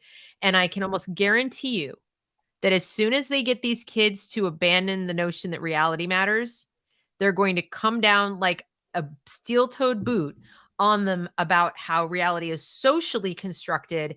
And of course, the people with the power to enforce it are going to define what that social set of social constructs is. And it will be as rigid as you've ever seen. So this is to break down the individual, break down their own sense of personal achievement, their own goals, their own, it's part of growing up, and part of going to school is also to become aware of your limitations in a healthy way. That is part of it. Part of being a mature adult is knowing what you're good at and what you're not good at, and taking stock of those things, making the most of your strengths, minimizing the impact of your weaknesses, teaming up with people where you can to backfill for those weaknesses, etc. Self-knowledge is part of success. It's part of the maturation process. They're eliminating the ability to do that here. Mm-hmm. That's what I see. So we have the technical of you're not going to be able to do the math, and then we have the you're not going to be able to form any concepts. You're not going to be able to even understand yourself. This reminds me of an extreme that we even have academics nowadays saying that everything is a computer simulation, that there's a probability that we actually, there is no reality. We live in the Matrix. Yeah, to me is quite astounding. Yep.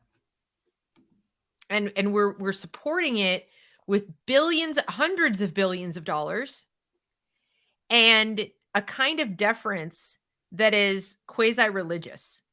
And like I said, it's because it all falls under the umbrella of DEI. It all falls under the umbrella of, you're not allowed to criticize anything that has equity attached to it. Every school district in the nation has an equity plan, thanks to Barack Obama. They have to, by law. They will not get funds from the Department of Education. And we're going to do a show this week in Virginia, Warrior Mom and I, about ESSER, specifically about that. So equity is now law. It's not just like this optional thing. So Joe Boaler is standing on very solid ground when it comes to the confidence she probably has in her ability to withstand criticism for doing this, which is part of why we're being so snarky and taking such a hard line on this, is that it's asymmetrical in terms of the power here. If you'd ask people 25 years ago, it would be asymmetrical on the other side, where the traditional, people would be like, wait a minute, this is crazy, right? It's not anymore. And those of us defending even some tracking, okay? Or defending traditional pathways, defending instructor-led procedural, direct instruction, as opposed to student-led and group work. We're the oddballs. And not just oddballs, not just not new, not just old fogies, not just it's so yesterday, but racists, bigots, actively trying to hold back minority students. That's the kind of ground we're standing on, is what they're calling us. And she's right up there with Secretary Cardona and the head of all the teachers unions, the two heads of the main teachers unions. And that's where she stands. That's her team. So when parents have to go to bat for their kids at the district level, which I do believe they're going to have to do to save math, they better bring it. They better bring their A game. They cannot pussyfoot around. You can't go in and say, well, we'd like to have the equity and the math. Can we do this and the that? No, you can't. You've got to stop trying to have it all, trying to be liked and have the social credit of like, I don't want to alienate my friends that I've been friends with because they're very left-leaning. Do you want your kids to fall prey to this kind of nonsense? And do you want the kid that is your adult child someday to look at you and say, there's something seriously wrong with you because you believe in objective reality? Or do you want to stop that from happening? But you're going to have to bring it. You can't show up mealy mouth about this. There's no way to sugarcoat it. You can't have a nicer, gentler DEI plus math skills. They won't let you. This is an all or nothing thing. I'm sorry, but that's, I mean, we've seen it. We've seen people go in and say like, well, what if we did what did it, you know what? How about we put the word problems and make it like ethnic names in the word problems? They did that 15 years ago. They already did that. That's how we got here. Is these little incremental, like, let people have a little bit of ground, never questioning the premise that this helped anyone with math.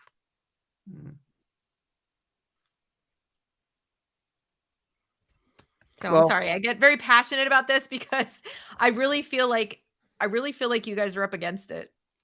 Well, speaking to California, we do have very powerful school boards. And so having an independent presence in our district school boards can make the difference. But many of our school boards, the election process and the politicking is all, kind of been channeled a certain way. And it really takes parents to get involved and the school board members to actually use their independence, which is not happening for a number of reasons.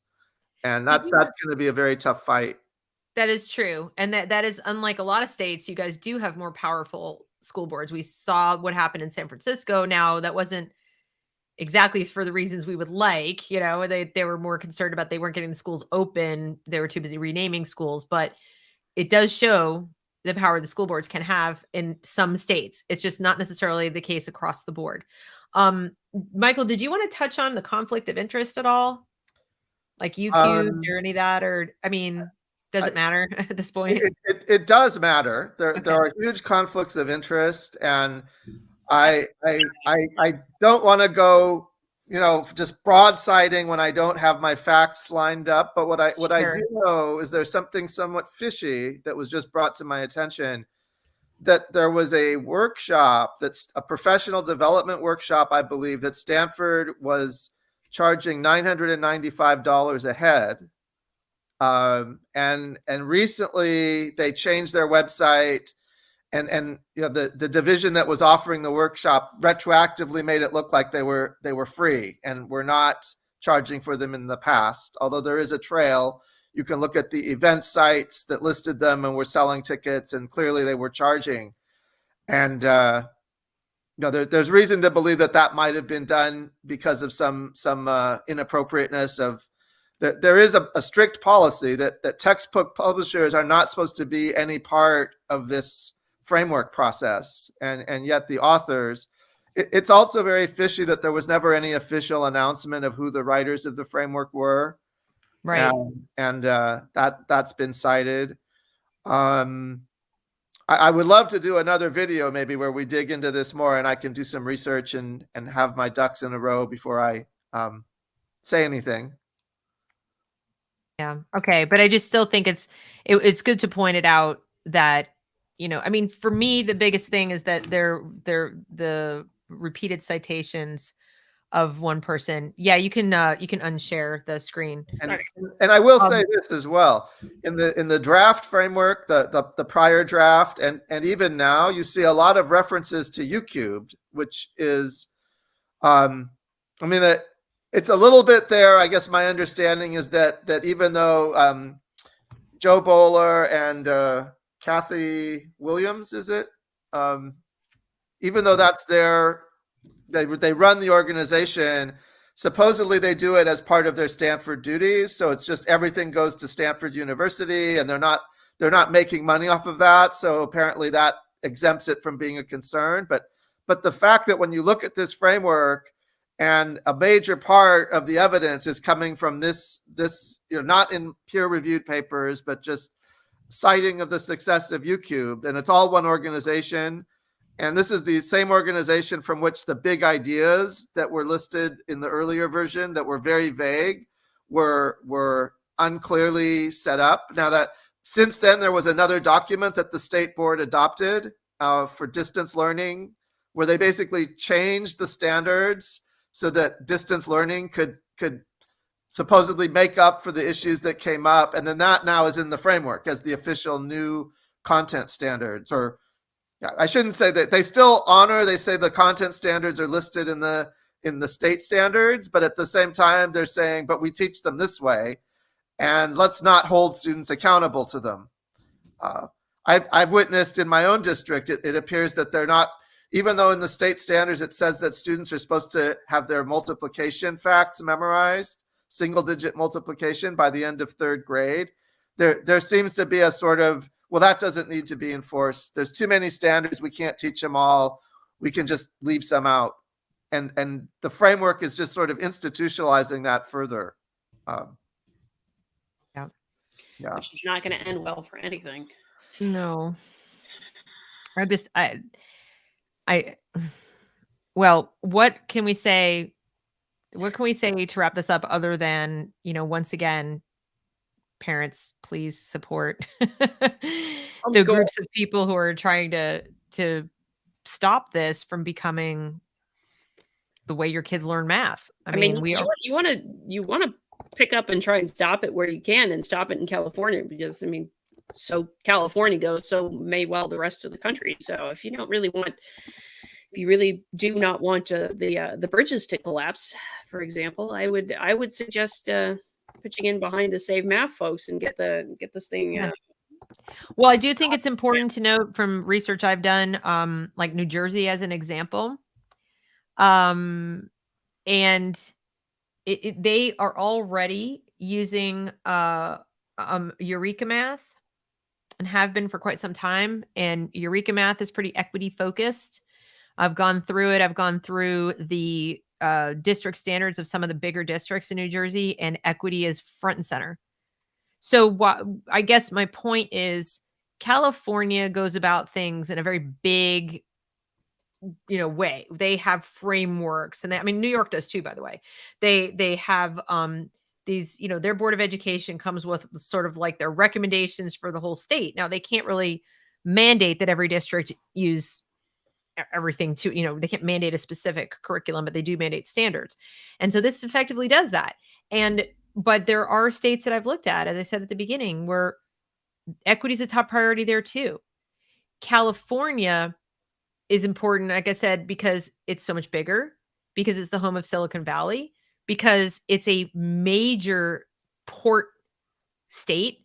In other words, it's the gateway to the East and all of that. It's where we're so much traditionally, like, invention and innovation has begun, that I really think it would be tragic for the country, as long as we're going to be the United States of America, to have our most populous, important state, as far as that goes, adopt something like this.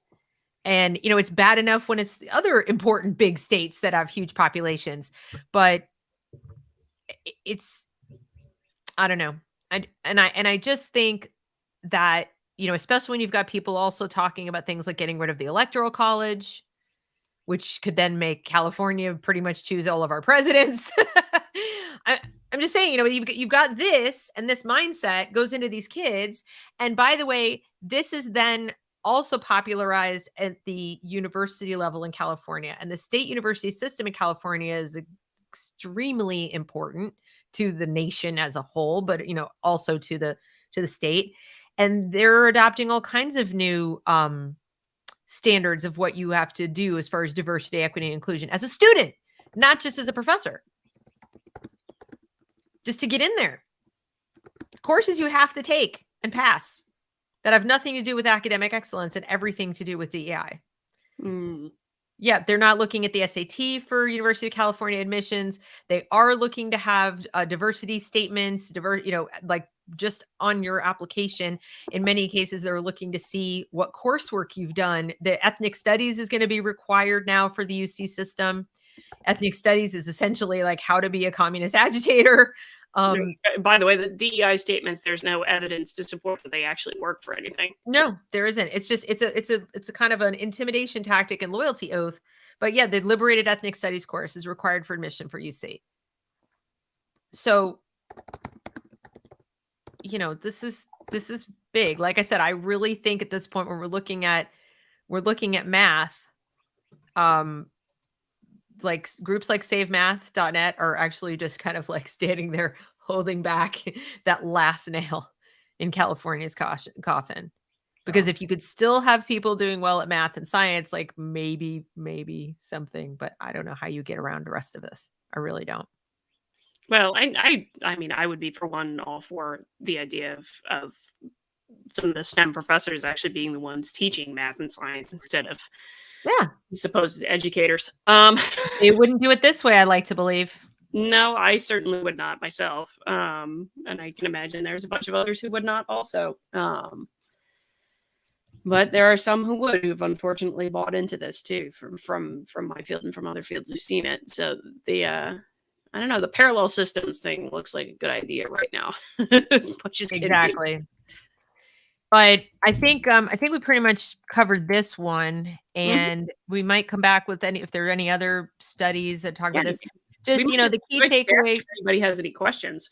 Yeah, anybody in the chat have any questions for us about any of this stuff? I realize it's a lot to take in, but I mean, the gist of it, key takeaways are, this person, Joe Boaler, co-authored this study that isn't really much of a study. It's kind of got some observational stuff in there, but it's slanted because she has a priority that is to put equity above academic achievement in the traditional objective measurable sense. Yeah. And what our opinion is that it's bad for kids, because even in this study, she acknowledges that the kids who understood the math really well quickly felt like they were going too slowly and they felt very uncomfortable. The kids who were not understanding it very well also felt uncomfortable because they knew they were holding other people back. All the work is group work. The right answer is devalued. And we think, at least I speak for myself, think that this is part of a larger plan to devalue reality and have everything be subjective. Mm-hmm. That's where I end up with this too, as I agree with that, because most of the time anything with equity that is postmodern focus doesn't line up with objective reality. And if you want to do science, you have to have some grounding in objective reality. And oh goodness. And I want to say for your audience, it's like, as I said at the beginning, any research that was done with public dollars and what have you, and you can find it at the end of a lot of different grants, is if it was funded by your taxpayer dollars, the data for that has to be publicly available somewhere. You may have to, for something like this, you may have to sign off and say, I'm not going to misuse it for anything, or the data has to be anonymized somehow. Right. Any number of different things like that. But you can always ask and demand that they show you the numbers. Show me the proof that this is what you think it is. That's why I asked. That's why the thing about the San Francisco district with the numbers dropping from like 40 to 8 or whatever it was. Well, show me, prove it. Because if they can't or they're unwilling, then that's a heck of a hole in that study, and you can point that out to the nth degree that this isn't right. You can't prove it to me with evidence that this is what you say it is. And she can't prove in this that the answer, the way she did the study, which is why it's a study, she can't prove that the things that she was pointing to are actually causing whatever inequitable outcomes is. She can't prove it empirically. She's only got a bunch of anecdotes. Right. Yeah. Exactly. And I'll add, there was a study, another famous study of hers done. The research was conducted about 20 years ago that has been contested, and there's been a lot of controversy over it since it came out. She even had to leave Stanford over it for some time, or she volunteered to leave Stanford and then came back. And officially there was a dismissal of any misconduct. There was actually a charge of misconduct about her. But this study is still out there, and it has many of these same stylistic approaches. The one we're looking at today just came out in 2020, I believe it was. So this was an older study, and it was a similar approach and similar style. Yeah, this was 2020, this one. Yeah. That's what the other thing that's so surprising, I think, for some people is how the stuff, some of these studies go back to 2018, 2017, 2020, and people are like, what? How, where did? Oh, and a lot of them are older than that. Like the whole thing that I did with the Marley hypothesis and the ignorance of history and your perception of racism. Well, I mean, Bill Gates invested in equity math years ago. Mm-hmm. Years ago, I think even before Trump was elected. So there's a whole thing called equity math. Bill Gates, of all people. So this stuff is very well funded by people who ought to know better. I mean, Stanford University. What? So I think we need to stop expecting that there's some kind of white knight entity or person or whatever that's going to come in and save us from this, or assume that, well, it's Stanford, it must be fine, or, well, they surely wouldn't adopt it if it is what you say. Yeah, no. Yeah, they would, and they will. And don't give in to that. We've done this for a long time as a society, and I think it's a really bad thing that it's been done, where we've placed scientists and expertise up on a pedestal, that, you know, there's the authority that's there. Don't, and I say this as a scientist myself, don't give in to that veneer of authority that we've placed on scientists, and just say, well, because they say it, it must be true, or that because they say it must be good. Start thinking about it. 2 years of white lab coat syndrome. It needs to end. Yeah. In the extreme. And teachers I've said it for years. I used to get a lot of criticism for it when I'd say it in person, was that we fetishize teachers too. We fetishize certain professions. We did it to nurses and doctors. We do it to teachers. And, you know, we take something that is laudable. You know, there's certain kinds of skills and work that is, you know, really important and sometimes can be heroic. But if you apply that to everyone, if you engage in that kind of collectivist group think where, you know, like, everyone who wears this uniform is awesome, and everyone who does this for a living is obviously doing God's work or whatever, I actually think it's disrespectful to the members of those professions who have a lot of integrity and skill, because they don't make up the majority in any profession. I don't care what profession it is. The majority are not excellent.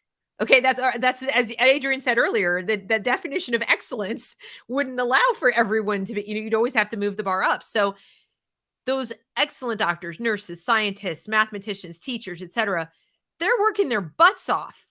They're in it for all the right reasons. They have integrity. They care about the kids. They care about knowledge. They care about all the things you want them to care about. The ones you attribute to those thought processes and skills that you attribute to everybody who wears the uniform. Well, I can tell you, having been one of those people, I don't know if I was deserving of all the accolades, but I'm saying I was one who certainly tried to be. And I remember people going, oh, the teacher's so great. And I knew for a fact there were lazy people who didn't work half as hard as I did, who didn't care half as much as I did, who literally came to me to my face and told me to stop because I was making them look bad. So you're not cheering on the good ones when you do that. You're actually you're enabling. It's like the bad cop thing. Why don't they fire the bad cops? Why do you think? So if you want to cheer on teachers, cheer on the teacher you know is good because fill in the blank. The scientists you know are great because have a reason. Yeah, but exactly. Don't have white lab coat syndrome. Yeah. Or Apple syndrome, or whatever you want to call it, about any of the people in these professions that you don't want to do or you can't do. Therefore, you decide that they have some extra value. You don't. They don't necessarily. So many of the people in this audience are probably more capable of teaching math than a lot of the teachers in elementary school right now teaching math. Mm-hmm. I'll leave it at elementary school because that's the one I know personally. I can't speak to that. It might be true of those above, but elementary school, the teaching of teachers for elementary school, especially when it comes to math and science, is non-existent. Yeah. They do not teach it at all. Yep. And I think Michael was saying he needs to run. So okay.